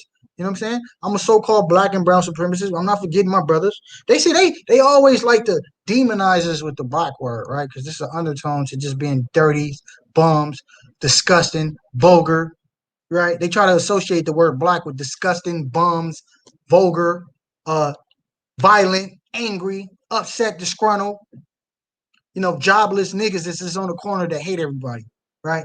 We always say the so-called blacks, Latinos, and Native Americans. We always say that. Our opening chant before we start camp, we say, Kwam Yasharala, which means rise to the nation of Israel. You so-called blacks, Latinos, Native American men and women are the biblical Israelites that the Bible speak of. We always open up camp like that. So they always want to highlight black, to demonize us, right? To criminalize us, to make us look crazy. It's crazy. It's crazy as hell. But yeah, we are superior, you know what I'm saying, according to our Heavenly Father. And we do believe we better than y'all. All right. And I'm for my race. Now I can't be a black supremacist here, according to the real definition of the word, because I'm not in the position to be a supremacist. A real supremacist is somebody that can systemically oppress other nations and not allow them into industries. I was talking to my bro Ratazan earlier today. He's in this industry where there's really tight lip. You know what I'm saying? All praises, man. My brother Rata was able to persevere and get through it. You know what I'm saying? That's what happens when you please the Lord. The brother's blessed. Now he's in an industry where it's tight lip. It's nothing but Edomites at the top of this list. You know what I'm saying? In this industry. Nevertheless, they create laws and systemic policies, right, as the scriptures talk about, to keep Israelites and Jakes out, because Israelites and Jakes have the skills to do these jobs, but they don't have the knowledge. They don't know the law. You know what I'm saying? It's kind of like the standardized test, right? Where you have Israelites who are really, really good and smart and productive and really crafty in terms of how to, figure things out, but they couldn't pass the standardized test. Well, Esau does that. He's crafty with his policies. Let me get that precept real quick. He's really crafty with his policies, pursuant to Daniel. You know what I mean? Daniel told us about this, that he was going to be really, really crafty with his policies. When he was talking about the four beasts, he talked specifically about Esau being crafty with his policies. Daniel 8 and 25. This is how we know these Greco-Romans. We know who they are because the prophet Daniel told us about them. Daniel chapter 8, verse 25, it says, and through his policy, also he should cause craft to prosper in his hand. He's going to call crafty policies and write up laws and make things almost to the point where you can't even compete, so he can stay on top and allow who he wants in the circle and who he doesn't want to allow in the circle.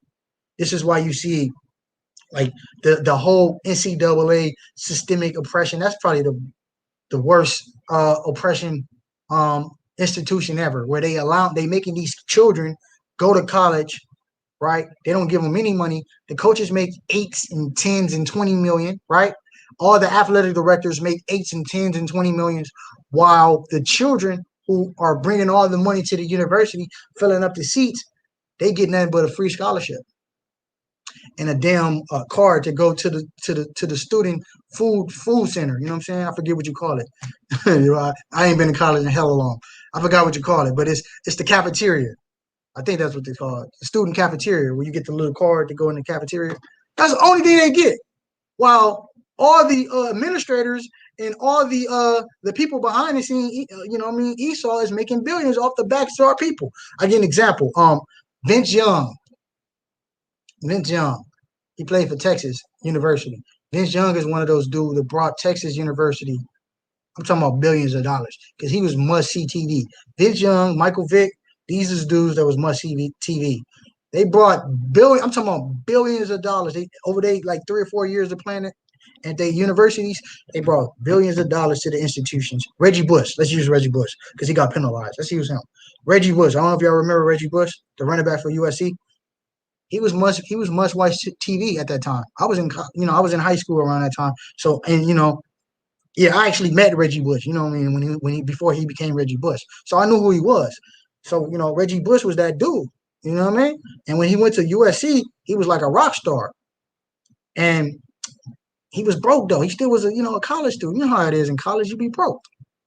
He's making USC billions of dollars. So you had some brokers that was in the middle, you know what I mean, who was in the middle that knew his circumstance and was like, look, your son is going to end up being the #1 draft pick. Sign up with our I think it was damn, I forget what it was. Just do some business with us. You know what I'm saying? Let's go ahead and get you on paper and let's do business with us. And when your son become pro, you know what I mean, he can pay us back. So I think they gave Reggie Bush's father $600,000. He bought a house in San Diego with that 600,000. You know what I'm saying? Probably bought his son a nice car. You know what I mean? Probably took his wife out on a nice date. They took Reggie Bush Heisman Trophy for that. Took this nigga Heisman Trophy, victimized him, X'd his name out the Heisman Trophy, took all his stats out of USC, and demonized him because he took money. He was poor. What the hell you think? He's making this institution billions of dollars and he's not getting that return. Those are the policies that Esau create, crafty, right, to keep himself prosperous and keep us oppressed and subjugated. That's when we talk about systemic racism, we're not complaining. We're not complaining. I know a lot of times people be like, stop complaining, dude. Look, we just letting y'all know this shit is real, all right? We're not complaining because we know the Most High gonna destroy it, but we let y'all know it's a real thing. It's a real thing where you got athletes that can make billions and trillions of dollars to these institutions and they can't even afford a goddamn sandwich. They can't even afford a sandwich. They can't even afford a Lyft or Uber drive. You know what I'm saying? But they making these institution billions. So how do you criminalize a kid who took money for his family? You know what I'm saying? Because they was in a dire need. They probably was going to lose the house. They took the 600 bands to keep the house, to get something nice. They victimized and criminalized this dude and took all his accolades away. And now he's still like a black face in USC. To the point they don't even talk about him no more. Those are the examples of policies that Esau does and the craftiness that he does to keep us oppressed and keep us subjugated. What does it mean to be oppressed? Held down to the point you can't do nothing. Every damn door that you go get closed, or they move the goalpost back. You accomplish it, you learn the system, they move it back. We learn the credit game, they move it back. We learn something else, we learn a real estate game, they move it back. You know what I'm saying? So that's the situation with Esau and how he keeps through his policy, through the swoop of a pen, this is how he's able to maintain his power and allow who he wants in his inner circle. You know what I mean? At the level. He's going to allow who he wants in and who he doesn't want in. Like, for example, the bar exam to become a lawyer is so hard, it's extremely hard to the point if you do pass that thing as a so-called black man, you're probably not going to get a job. You know what I'm saying? You got to know somebody. So you got men that know how to pass the bar exam, who have the credentials to pass the bar exam, but they can't necessarily get a job at a law firm or open up their own law firm because they didn't go to Princeton. They didn't go to Yale. They didn't go to Brown. They didn't go to these Ivy League schools because they've been ostracized, and held out of not being able to go to those schools. You see what I'm saying? So this is how Esau victimizes and criminalizes and through the swoop of a pen in his policy. Let's get back to it. So he called us a black supremacist. Funny. He said, bunch of niggas with a bunch of kids. All right, look at this. Is this a black man calling us niggas? This goddamn Edomite cracker, man. The nerve of this devil, man. Bunch of niggas with a bunch of kids. They don't raise. They don't have much room to talk. Look, Israelites, look. This is what they think about you. I love this type of stuff because this is really what Esau feels about us. What he's saying is he don't know us from Joe Smokes. Nevertheless, he's saying these things about us because this is really in their conscience. This is really how they feel about us. And this is why the Lord said, never trust these damn devils, these diabolical, sick, inhumane, disgusting, brute beasts, because they will never, I don't care how cool and how, jolly and friendly they might be. Hey, what's going on, buddy?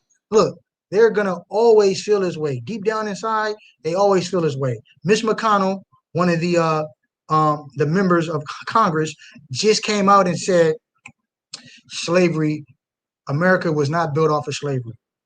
We did not become a powerhouse and obtain our wealth off of slavery. You mean to tell me 250 years, 300 years of hardcore bondage and servitude and slavery is not the reason why you guys became the conglomerate that you are and the superpower? No, he's going to ignore that. He's trying to erase that. It's like, no, we didn't become that. We became that because of the business practices that we practice. What are the business practices that you practice? Right? What do you practice? Ostracizing and exploiting other lands that's not yours and taking their resources, taking their mineral rights and oppressing them and making them subscribe to your demonology, right? But then they demonize us. And they had these little damn poo butts try to come for us, man. Don't even know what's going on. This, what y'all get for banding together with the LGBT community against white men. First and foremost, we not about, see, that's that whole Black Lives Matter. That's what he's going into. We're not with the Black Lives Matter. We are totally against it. We for our people, but we totally against their narrative because we know they're trying to hinge and ride the coattail of our people. Just like in the 1960s, the goddamn feminists try to ride and, cleave onto the coattail of our people. Man, the heathens always want to ride on us, man. They always want to cleave. We can't never just have our own stuff. He said, Black people homophobic as fuck, and y'all only allies in America is folks that you hate. Yeah, we don't have no allies. What the fuck are you talking about? We know everybody's our enemy. What are you talking about? We don't got no allies in America. Damn dummy. You know what I'm saying? Allies. So y'all are allies. He's saying the ones that we hate. Our ally. What he's trying to say is our only allies are the gays. First and foremost, they're not our allies. They're our enemies because they're against God. Anything that's against God is our enemies. First and foremost, idiot. That's how much you don't know about us, dummy. Two, America has did nothing but oppress and destroy the Israelites. America has done nothing but oppress and destroy the Black, Latino, and Native American man and woman. So we have no friends here. All we have is us. And even us is killing us. Right? So we down there, we got a little tight community that we got to keep together. So I don't know what the hell this retard talking about. He said, y'all should stop listening to retard motherfuckers on the news tell you that white men hate you. We don't need to listen to the news. Nigga, we can hear it by your comments, you goddamn devil. We can see in your comments how much you hate us and how you feel about us, devil, damn demon. And want you dead, or else are your kids gonna look like this? It's rich versus poor, not black versus white. Okay, well, it just so happened that all the rich people are white. It just so happened that all the wealthy billionaires, 100 trillionaires are white. You tell me how is that, you goddamn devil, since you know so much, right? If it's not about black and white, then why don't we have any black people at the seat at the table? You goddamn devil, right? See, these type of devils, I hate them. They never gonna come outside. They're gonna stand behind the computer. And at least he was man enough to show his face. Look at this face, y'all. Look at it, right? Look at, I don't know where he at, but you ever run into this damn devil, y'all get on his head, bro. Get on his head. Don't give him no passes. Hell with him. It says, seems like y'all would have noticed that rich black people don't care about the black community because they don't have to live in it. That's true. And the scriptures talk about that. Let's get to that. We know they don't. But, here's the catch-22. When you got ones that do care about it, like Nipsey, they get chipped. Right? Say what you want about Nipsey and his nationality. One thing I'm going to say, you can't speak against. He did care about his community. Chris Slauson, he was employing them brothers over there. He was building businesses. He was getting relationships and building relationships with the school districts. He was doing a lot of unseen stuff that y'all didn't know about until he died. I knew about this nigga like in 2008, 2009. I was hearing about his stuff. I'm like, damn, this nigga kind of like a young Malcolm. He trying to Like I was hearing about stuff he was doing like in 2009. I'm like, damn, he on that type of time for real. A 6-0, because 60s. For those that don't know, the neighborhood in Nixie front is the most hated gang in LA. Everybody hate them.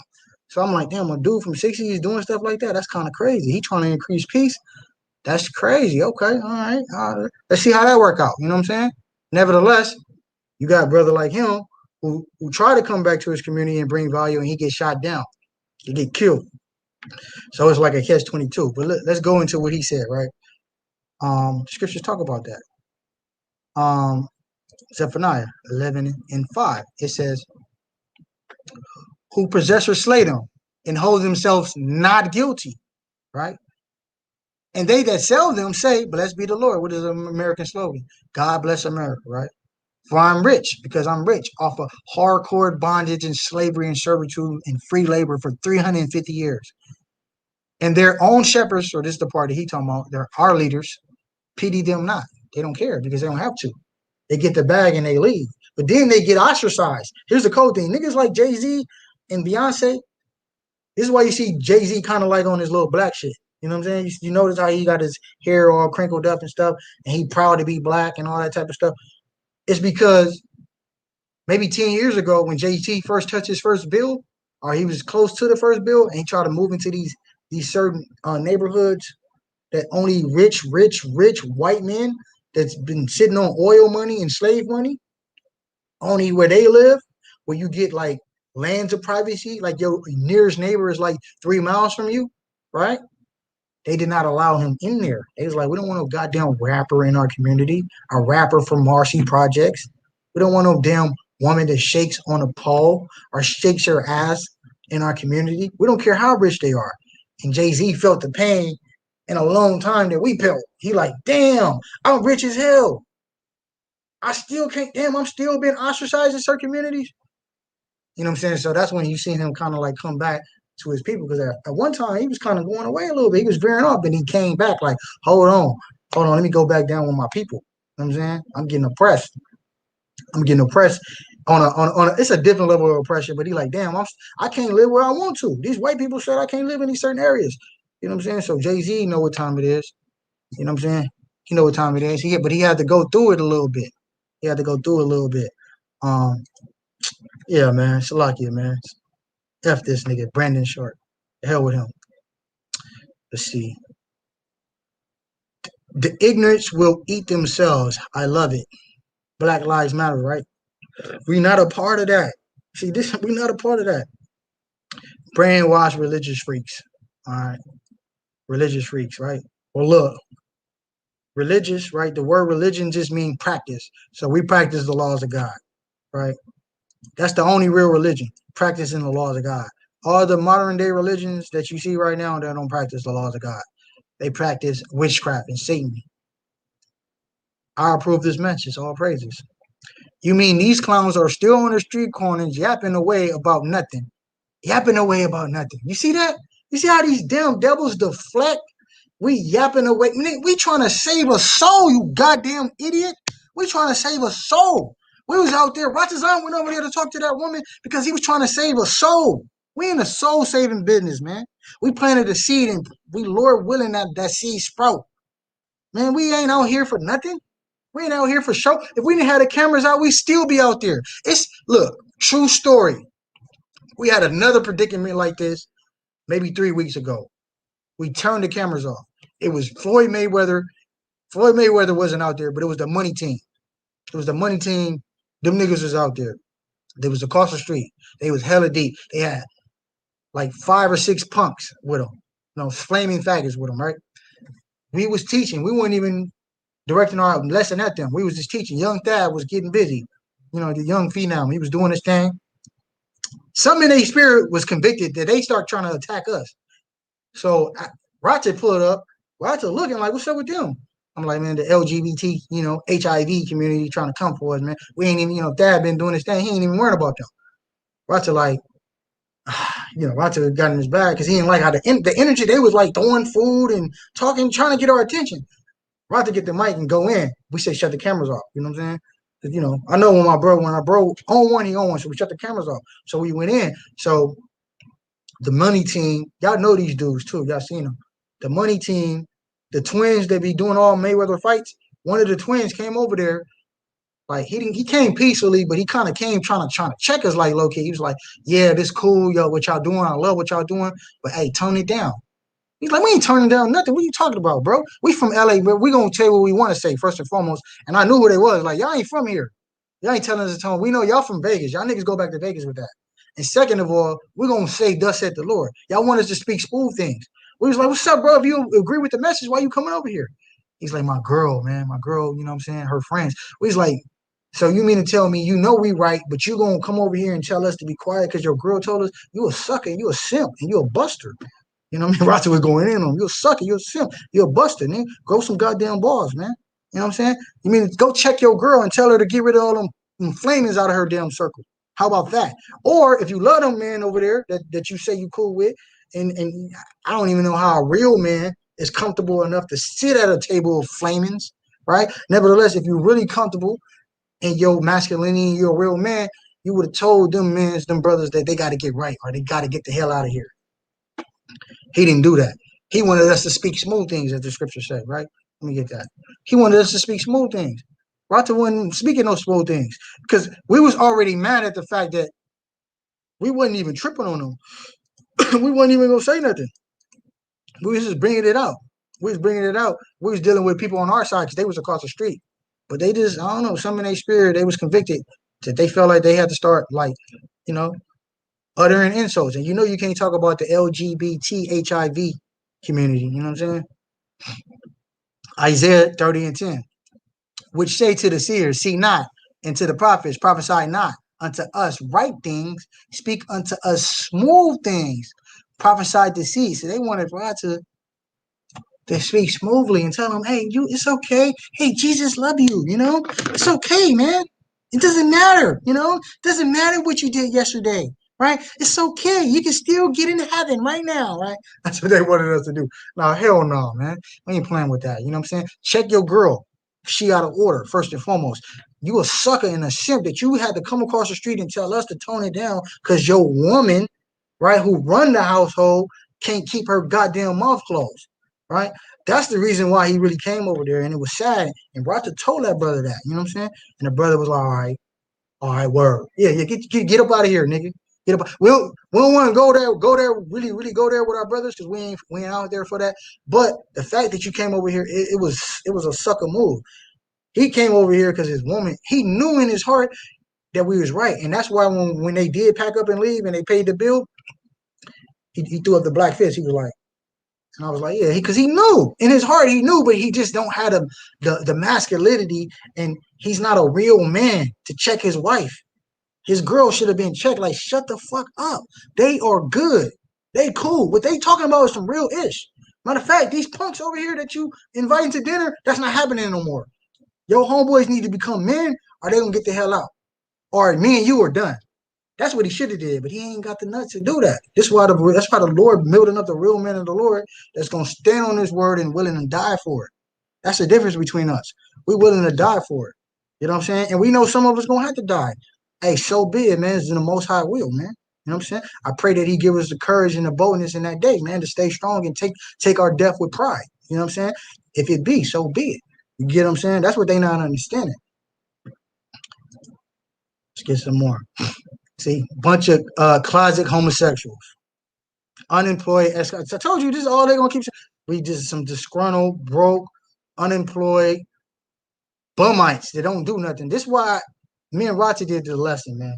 All right, so y'all see all that, man. It's a lot of that bullshit. Y'all see y'all see that we incorporated, right? Y'all see Believers of the Way is incorporated. Let me see something. Let me see something. Shalakia. Let me show you something. Let me show you something. Show you something. With the spirit.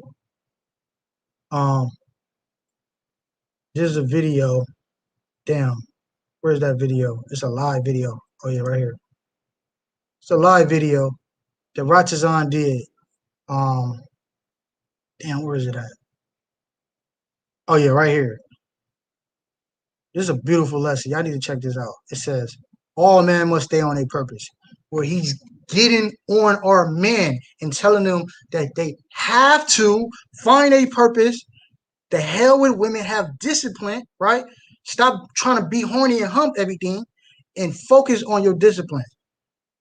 Right after that, I did a lesson called Out of Order Marriages in the Spirit. I didn't know what Rata was doing. This is how you know the Most High, this is the Spirit working. I did a lesson because I didn't like what I was seeing in Israel, and I addressed how a lot of our brothers is out of order, man, and our sisters is out of order. I balanced it. I made sure I got on the sisters, got on the brothers. I don't pick and choose. I'm on both of y'all head because, look, ultimately we want the best for Israel. You see what I'm saying?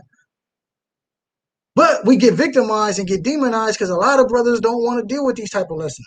A lot of brothers not going to tell their camp that they going off. A lot of brothers not going to tell their brother, hey, look, you need to get a job. A lot of brothers not going to tell them, hey, look, man, you got to get off that blow-up bed, bro. You know what?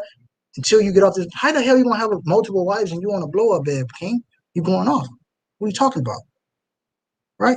Look, and the Torah tell you, you can't do it. If you can't take care of them both, you disqualified according to the Torah. So what are we talking about? A lot of brothers not going to do that because there's no order in Israel. There's no structure. We customize the Bible to fit our narrative and our lifestyle. And when we do that, you see the ramifications. You see the ramifications. Look, y'all know about these camps, right? Y'all know about camps that don't have no order. Y'all see it's rapid. It's wild. Everybody that come to BOW, they be like, damn, y'all niggas is holy. they be like, damn, y'all kind of holy, bro. I feel like unease being in here. It's because that's good. That's because, look, we gonna try our best to uphold the law. We ain't saying we perfect. We got things me and Roger got to get together. But right now, look, one thing we not gonna play with is the law. We're not gonna play with the law, and we're not gonna play with these scriptures. All right, we're not gonna play with the law. We're not gonna play with the scriptures. Period. And if you feel uncomfortable, and unease, that's because your spirit is out of order, and you got to get that in check. You see what I'm saying? So, man, you know, we open books. We kept it 100 with y'all, man. So I don't know who's still in here with us. Y'all still tapped in? Israel still tapped in. Y'all want me to read some more? What y'all think? I know it's kind of late. What y'all think? Should we read some more? Or should I call it quits? Yeah, they hate the truth. Yeah, they hate the truth. And they devils, man. They devils, man. Definitely all praise to the Most High, man. Hey, so what's up, man? Who's still in here? Y'all still in here? We got like 60 people still in. Y'all still tapped in? All praises. Y'all want me to keep going or what?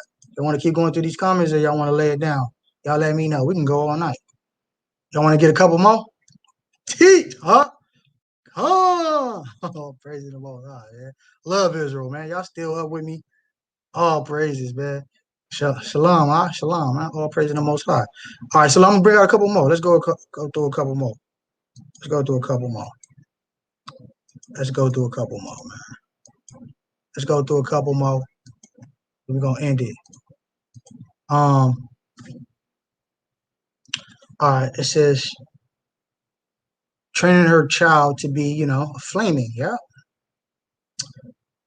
It says shut the F up. These niggers are all D-Lo hoes. Yeah, we laugh at this type of ish. It says all while he quotes a homosexual named King James, right? Yeah, okay.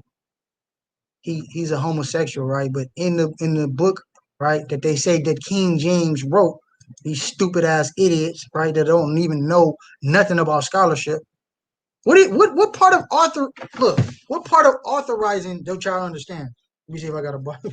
My Bible kind of tricky, man. That's because I be using it, man. I be running through it. Let me see, man.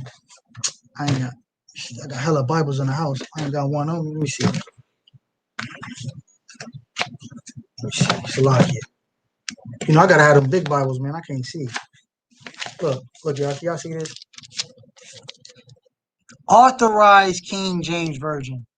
Authorized, right? And the history behind this, the reason why he had to get it authorized is because a lot of men couldn't get these records. These records were so sacred and so divine that he down there risked his life by getting these records when you go into that. Right. So he had to go through a series of authorizations to be able to get these records, to obtain these records, to translate them into the English language that he speaks. Right. It's the authorized version. Right. So let's go on the narrative that King James is a flaming. Right. His lifestyle don't support that. When you read the Basilicon Duran, which is a letter that he wrote to his son on how to uphold a kingship and duty, he told him specifically about homosexuality and how it's wrong, and a king should never partake in it. But look, for shits and giggles, right? Let's entertain the notion that King James wrote the Bible, right? Let's entertain the notion that King James wrote the Bible like a lot of these imbeciles, these simpletons think, right? They don't even understand what it means to authorize. When you go into the history of why he had to get it authorized, it's because when you gather these records, it was down there like a life chance. You was taking a life choice. Like, man, niggas was killing you and burning your house down if you try to take these records.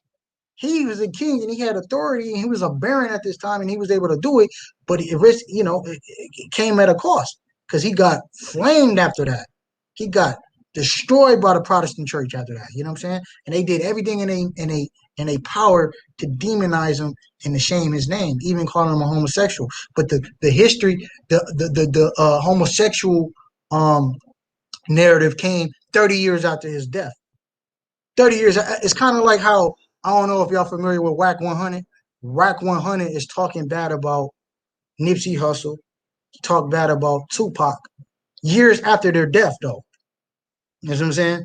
Like during the time that they were living, these things never materialized. They happened later. You know what I'm saying? Like 20 years after Pac died, you hear all these crazy stories from dudes like Whack 100. Well, that was similar to King James. During the time he lived, he was an emperor.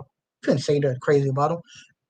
These things started to manifest and materialize 20, 25, 30 years later. You know what I mean? When the Protestants got in power and they wanted to defame everything that he did. And one of the things they wanted to defame was this record. To the point, that's why they took out the whole Apocrypha. You see what I'm saying? They took out the whole Apocrypha in the attempt to shame and demonize him, man. So let's go on the notion that he did write it, right? Leviticus 20:13. If he did write it, right? Why the hell, and he was a flaming, why the hell he didn't take this out? Leviticus 20:13. If any man lie with mankind as he lied with a woman, both of them committed abomination, they should surely be put to death. Their blood should be upon them. So if he did write it, why didn't he take this part out? Damn doofus. They just so stupid. They dumb. You know what I'm saying? They just say the dumbest ish ever, man. It says, woke on King James, LOL. I thought he was a homo if I'm not wrong. All right. Again, statistics have proven you itches are bad at single parents. All right. We're not gonna disrespect them. You know what I'm saying? We're gonna correct them though. This woman says the word is a book of stories that contradicts itself. This is a stupid woman. I bet you this simple dumb woman right here has never read the word, has never in her life even read the word. She's just going off of some bullshit she heard and she's regurgitating. She said this word is a book of stories that contradicts itself. Where's the contradiction, sweetheart? Where? You can't just let people say stuff. Where's the contradiction? Your lack of understanding, and because you're a simpleton and you don't have understanding, is the reason why you can't unlock the understanding of this Bible. It's not for everybody to understand. The Lord put a seal on this book, man. He said certain people can't read it. Tell us don't believe in certain things because it's fake / not real, but you want me to believe in a man performing magic tricks that died and came back to life. And it doesn't matter which religion you choose, it was not what your ancestors were practicing before you were oppressed. Religion is all fake and way to control the masses just like drugs. Christianity, sweetheart, not Hebrew Israelites, right? This is not a religion. And if you want to say it's a religion, we practice the laws of God. All right. We're practicing the laws of God. We keep the feasts that the Lord tell us. We keep the laws and the dress code that the Lord tell us. We eat the things that the Lord tell us. We don't eat the things that the Lord tell us not to eat. All right. We love our brothers. We do business the way the Lord tell us. All right. This is what we doing. What the hell is wrong with them? They don't even know. Like the things that the Lord teaches in the law. This is why the Lord said, before anything, learn the law. Because those are the things that's going to give you good success and everlasting life. This is just an idiot, man. I promise you. This is a dumb bimbo that never read the Bible in her life. If she did read it, a couple pages, she didn't get any understanding, and she didn't have a man ruling over her to show her. You need a man to teach you these things. And unfortunately, her father wasn't there. And then she said our ancestors, she took a shot at our ancestors. Okay, so show me what book our ancestors were reading. All right. No, yo, yeah, we ain't gonna disrespect the system. We're gonna say this. Tell me what book our ancestors were reading. Right? Because she probably one of them idiots that think we are Egyptologists or, from Kemet or Hortec or something of that nature. Or show me the parallels from us going back to Egyptology, uh, Hotep, and the likes, right? Other than the stories that y'all hear on Egypt, show me some hardcore data and records. They can't. And if you do try to show me, as my boy Roger destroyed that Egyptologist, you're going to get it for the same white man that you guys say we listen to. The same white man that you guys say we listen to, you get all of your history from him. All of it. This is the nerve of our people, man. This is, boy, I tell you. It says, the mama had a weave in her head, she don't get it. Believe in Jesus. These guys are living off the Old Testament. The old laws was broken and God made a new covenant with his people. Oh, man. He made a new covenant with his people, right? And in the new covenant with his people, you still got to keep the laws. Let's get that stupid Christian. They're so dumb, man. I'm telling you, the Christian church is blasphemy, man. And like I told you, they're the laughing stock, man, at this point. It's just sad. They like the punching bag in the Israelite community. It's sad. He was the new covenant for it. He says, for finding fault with them, he said, behold, the days come, said the Lord, when I will make a new covenant with the house of Israel and the house of Judah. So the new covenant is only applicable to the Israelites, the house of Judah and the house of Israel, meaning the 12 tribes of Israel, Judah, Benjamin, and Levi. The house of Israel is Ephraim. Ephraim, Manasseh, Zebulun, Gad, Naphtali, all them boys, right? Not according to the covenant that I made with their fathers in the days when I told them or took them by the hand to lead them out of the land of Egypt, because they continue not in my covenant, and I regard them not, said the Lord. For this is the covenant that I will make with the house of Israel. After those days, said the Lord, I will put my laws into their minds. So even in the new covenant, we are still subjugated to the laws of God. All right. The stupid Christians don't read, man. They just don't read. They're so stupid and simpletons. It's just sad at this point. It's sad. You know what I'm saying? They just imbeciles, man. He said, I don't know this woman. He said, I don't know why this woman, Salakia, was subject that little Kiwi to these crazy jailbirds, racist, right? Yeah, we jailbirds, we racist, we disgruntled, we broke, we fatherless, we got hella wives, we just baby daddies, right? This is how they feel about y'all. I don't know how the hell y'all can be cool with white people, because when they get on these type of common boards, they tell you how they really feel. This they truth. Okay, brother, know what time it is. Tyrone Jenkins tapped in. All right, all praises. All praises the Most High, man. That's what I love seeing, man. My brothers and sisters tapped in. All right, let's get some more. Let's get a couple more. Let y'all get to sleep, man. Get a couple more. It says, man, if only they realize the hypocrisy. Where's the hypocrisy? Where's the hypocrisy? Stupid. Yeah, hypocrisy about what? They are basically anti-white men, but using the Bible to guide them, written and used by the white man. What white man wrote the book, you damn idiot? Like, what white man wrote the book? We just showed y'all. Like, if y'all want to play up on the narrative that King James is a white man, all right, which he's not, but let's go ahead and say he is, right? He authorized the translation. He didn't write nothing. He had nothing to do with this. All he did was petition the records and gave it to the scholars and let them do it. The 47 scholars that he hired and he let them do it because he couldn't read Hebrew, right? So, what white man wrote the Bible, right? And during that time, the Hebrews were our people. They were the scholars, the scribes, and the Pharisees. Those were the scribes. Those were the elected men who translated the Septuagint.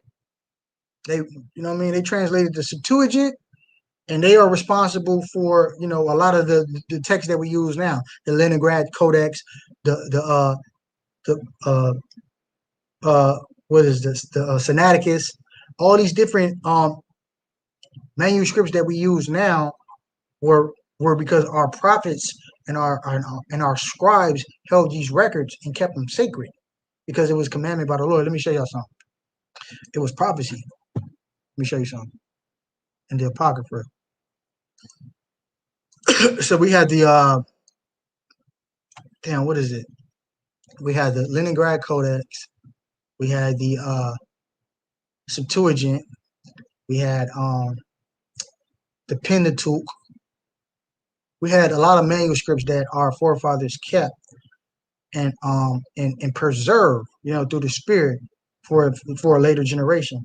And the Bible talk about that. Let me see. It's prophecy. Second Maccabees chapter 2.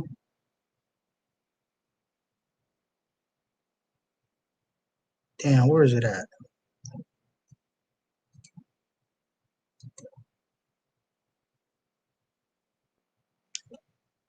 Hold on, I gotta find this. I gotta find this. Bear with me, Israel. I'm gonna find it.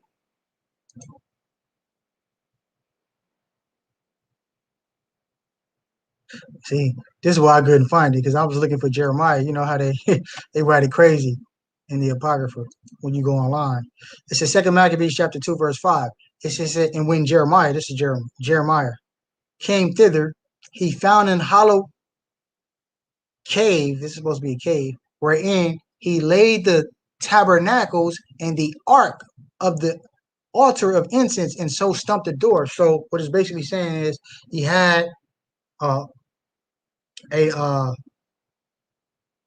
holy monuments, and then he took them into a cave and he hid them and he stumped them. Stumped the door means he dig, and he put all our records under there, knowing that at a later time the Most High will reveal and have it excavated, you know, and had it excavated through archaeology, and these records would be revealed. This is why you see things like the Leningrad Codex. This is why you see things like the Dead Sea Scrolls.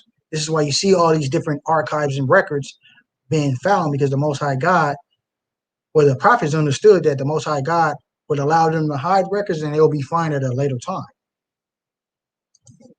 Because if they didn't hide them, the Greeks was going to burn them all.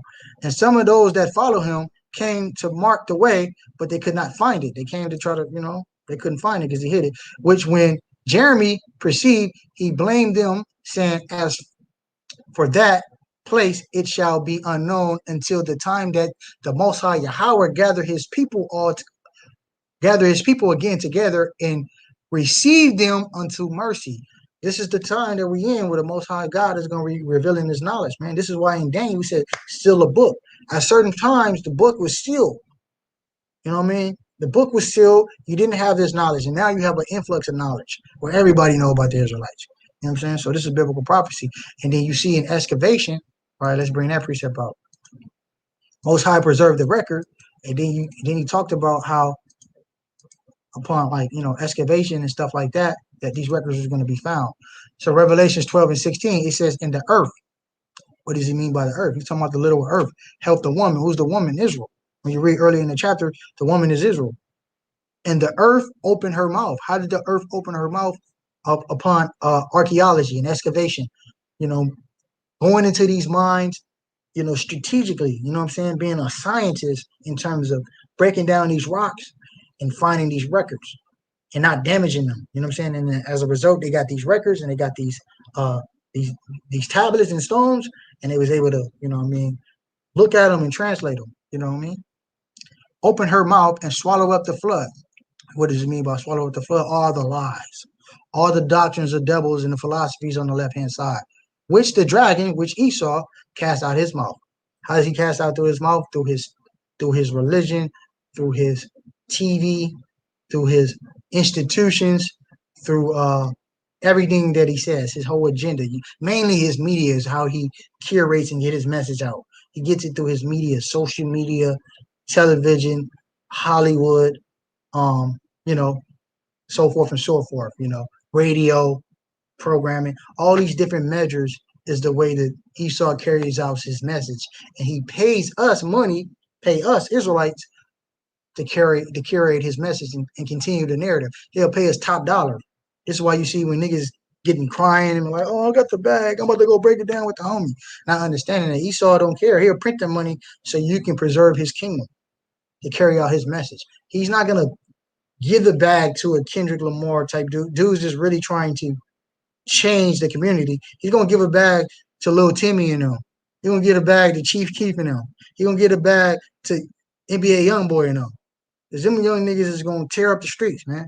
Them young niggas is gonna continue to push out the message that Esau want. So he's like, I'll give them the bag. They ain't gonna do nothing different. Give them the bag.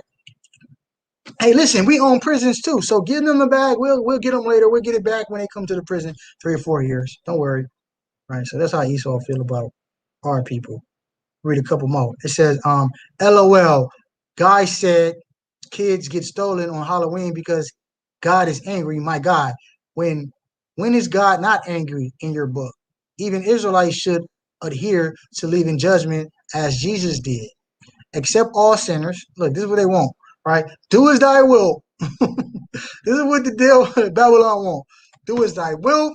I could be a flaming young, a LGBTQ, HIV, Elton John Starboy, and you can't say nothing about me. You can't say nothing about me because even in your book it says your God said you can't judge. Stupid. We're not going to read the rest of that. You're stupid. Look at these fools out here promoting the book white slave masters forced their ancestors to embrace. They don't know true self-consciousness. What's the self-consciousness? What? Hotep? Sonetta? Right, that's real self-consciousness. These niggas crazy, man. These are false prophets looking like fools hollering out blasphemy on the street corners, attacking women and children. There you go again, shaming, changing the narrative like we attacking the sister. That's why I told y'all in the beginning, I didn't know this video was going to go this viral, but I knew that I had to be careful the way I talked to her. Because if I wasn't careful the way I talked to her, and I was a little more aggressive, they would have really came for us. You know what I'm saying? They would have really tried to come for us. You know what I'm saying? But I was strategic. That goes to my name. Iram, to be circumspect, to be prudent and understanding of the environment. So I was able to see that. Propaganda for sure. You know what I'm saying? Dwayne Wade son, right? This kid is in some sort of bear suit. How is that cross-dressing? Plus, the mother said it's Halloween. That's what I'm saying. Because they allow this type of activity to go on and we can't correct it, this is why our people are going to be destroyed, right? This is the reason why. These type of comments, right? The fact that they're not going to address the real issue, that these single parents is destroying our nation, and they don't know what they're doing, and they out of order, and they need a man there to guide and lead, right? And shout out to our good mothers that know what they're doing. But nevertheless, the child has a better chance with both of the family there. You know what I mean? Both parents there, right? Has a better chance with both of the parents there. That's no debating that, right? They don't want to. These are the type of people. Look, these damn imbeciles on this comment board. These are the type of people that says, kudos to the black mother, right? The black single mother, the brown single mother, when their son makes it to the NFL, when their son makes it to the NBA, when their son makes it to the major leagues, something like that. But they deflect all blame from that same woman that gets celebrated when the son makes it. They deflect and devoid all blame on that woman when that same son, little ass, end up in Pelican Bay. When that same son gets shot down for joining the game. When that same son, right? That same son doesn't make it. Or that same son is a bum, right? That same son, they deflect all the blame from the woman any accountability and blame it all on the man. This is what America does, people. Women get celebrated when they single parents and their sons make it to the NBA or NFL, but they don't get none of the blame when their sons are failures. How about that? That's facts. That's hardcore facts. You know what I'm saying? And because of these, like I said, going back to the scriptures, Esau, he don't even need to do it no more because he has so many people that's going to curate and carry out his message for him. The dragon cast out his mouth. Esau drafts up what he wants to be the court of public opinion. He's going to draft up what the court of public opinion is. He's going to do that. He's going to put millions and billions of dollars behind it. And he pays our people and, you know, all the other nations, whoever want to get down, he'll pay them top dollar to generate the message. And then you have these imbeciles that come on there and defend it. Like this Ed guy, right? The kid is in some sort of bear suit. How is that cross-dressing? Plus, the mother says it's Halloween. First of all, we didn't call it cross-dressing. They did. You know what I'm saying? They did. We was talking about how he was acting feminine and doing a damn, he was dancing. We was talking about that. Our channel, we didn't title that. So I don't know, but it was cross-dressing. He looked like a damn girl. He had on pink and all that. What are you talking about? All facts. That's California. The battle was lost there. For the most part, but nah, we still got a lot of. See, they didn't see. Look, that's what I'm trying to tell you. Israelites, they're not gonna show you the good black families that's holding down. We got a community where we teach at. Where you see us teaching at, right up the street is Baldwin Hills. It's rich, affluent blacks, rich, affluent black people. I'm talking about $1 million houses that's doing well. And then right across on the other side of that, there's another hill, Ladera Heights. $1 million. I've been in some of them homes, $1 million homes, $4 million houses, marble floors. You know what I'm saying? That's doing okay.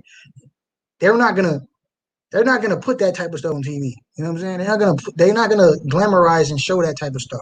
You know what I mean? Because they don't. Why would they? Esau want to preserve his kingdom. I'm not gonna try to give y'all niggas no hope. I'm gonna show y'all the worst of the worst. I'm not gonna show y'all the good parts. Why would I do that? That don't make any sense. I'm gonna show you the project living, the house to house, the single parents, the gun violence, the killing, the hate. Right? Those are the things I want to show y'all because in your mind, that's all I think of y'all, and that's all I want y'all to think of yourselves. These Hebrew Israelites don't preach the gospel message of Christ. They preach an identity-driven gospel, which will not save this woman and her son. Stupid. This idiots. So who is this? The brother Christ said, what's the gospel message of Christ? Let me guess. Love and salvation for all the people on the earth that believe, right? Yeah, exactly. He not going to answer to that, right? They don't even know Yahweh Shai was he was with it. He was flipping tables, slapping people out the temple. And he said when he come back, hey, my enemies don't want to serve me, bring them here and slay them. Kill them. They don't know that. Yahweh Shai coming back, the dude that pierced him in his lung, the Roman soldiers that pierced him, he coming back to get him. Coming back to get him. He going to be here on earth. Yahweh Shai coming back to get him. And the Roman soldier going to bear witness, his spirit going to bear witness who he is, because he going to go back to that time period, because he going to be here according to the scriptures. That Roman soldier, whoever them 2 Roman soldiers was that was clowning, casting lots, begged on Yahweh Shai, poked him in his rib when he was already dead. Yahweh Shai coming back for vengeance. He's coming back to equalize it. He's coming back to balance things out, right? That's why he's the king of peace. In order for us to get peace, we have to kill and subdue this beast. He has to die. Who's going to do it? Our Savior, our Lord and Savior, our King, Hamashiach Yahweh Shai. He said, no drunkards, I'm screwed. That's funny. That's funny. That's funny. Funny. That's funny. That's funny. That's a funny one.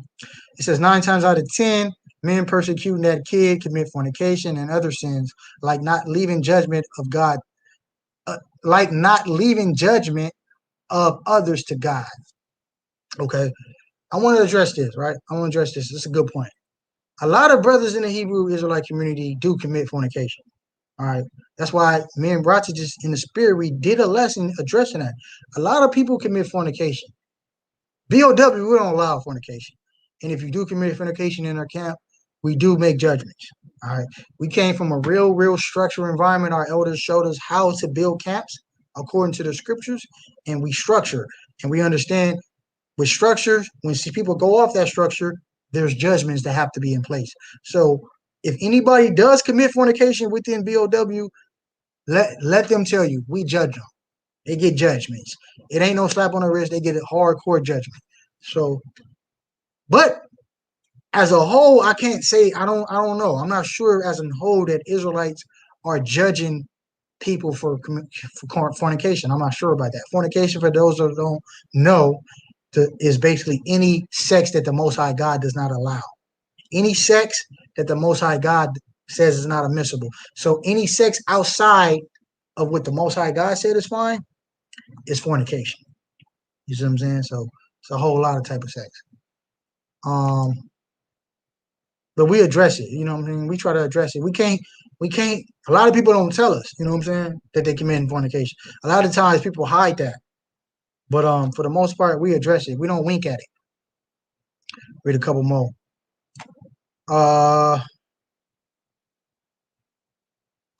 It says, no, white man just created it and violated a bunch of males. So let's read up. Because I did see his comment earlier when I first looked. And I was just like, this nigga's a clown, man. This dude right here. 81 Savage. Look at your name. You a clown. And you got brown dreads. You got blonde dreads, you weirdo. He says, these are the type of niggas that can't even get a mother effing job, right? That's what they always say. They always want to shame us like we don't. Every single brother in BOW work. Out here feeding people the hunky beliefs, but calling them the enemy in the very next breath. That mother effing boy isn't the problem. See? The boy not the problem, which is somewhat true. He is a problem. His little ass need a whooping. But more so, I'm going to blame it on the parents. I'm going to blame it on the adults in that situation. And I bet you anything that he'll have more potential in the world. See, this is the problem right here. These soft star boys, LGBTQ HIV star boys, Elton John lovers, right? Sensationalizing this and making it sound like it's cool. He said he'll have more potential in the world than all of these fools by the time he hit 18, if not sooner. So he's saying that this little star boy is going to have more potential than the man of the Lord. All right, that's crazy. All right, this is what he sees. This is just how they feel about us, and it's sad that even our people, right? This is Jake, feel that way. Now I guarantee you, this faggot won't say that to our face. You know what I'm saying? That's the thing about keyboard warriors. He would never say that to any Israelite group to their face, because he know the repercussions are going to come with that.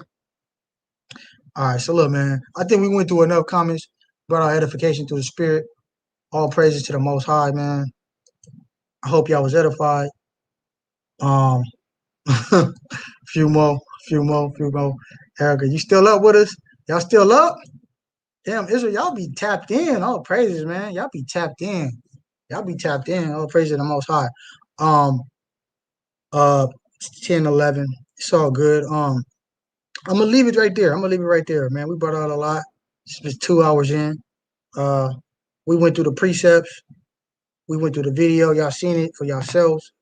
Y'all seen the cool thing about it is, damn, she said she in Atlanta, man. It's probably like 2 o'clock out there.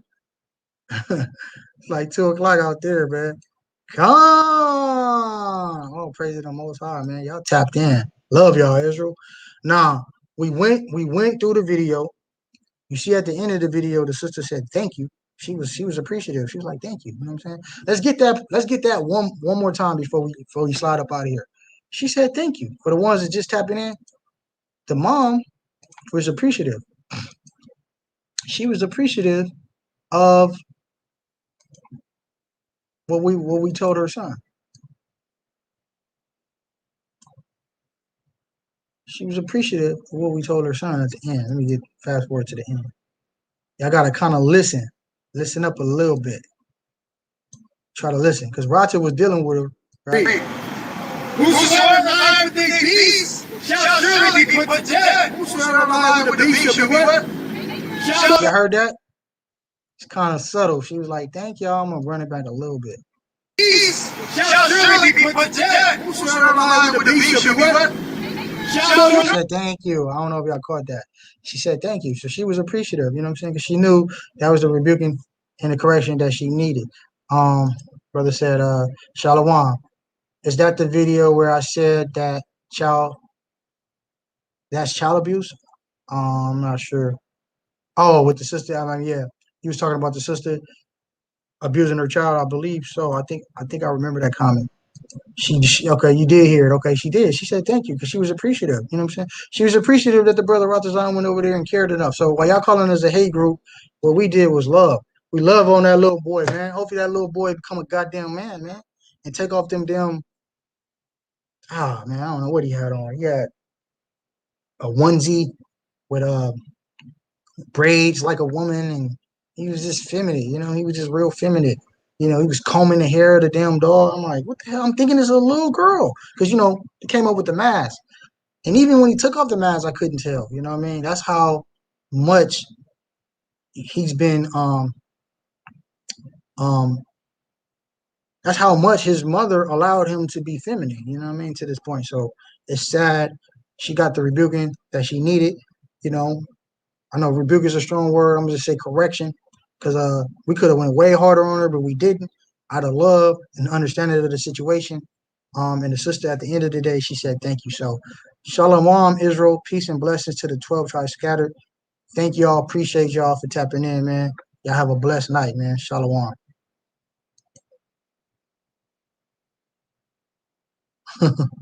Yeah, exactly. We all did. I was tripping, man. We all did. All right, Israel. I'm about to tap out, man. Shalom, man.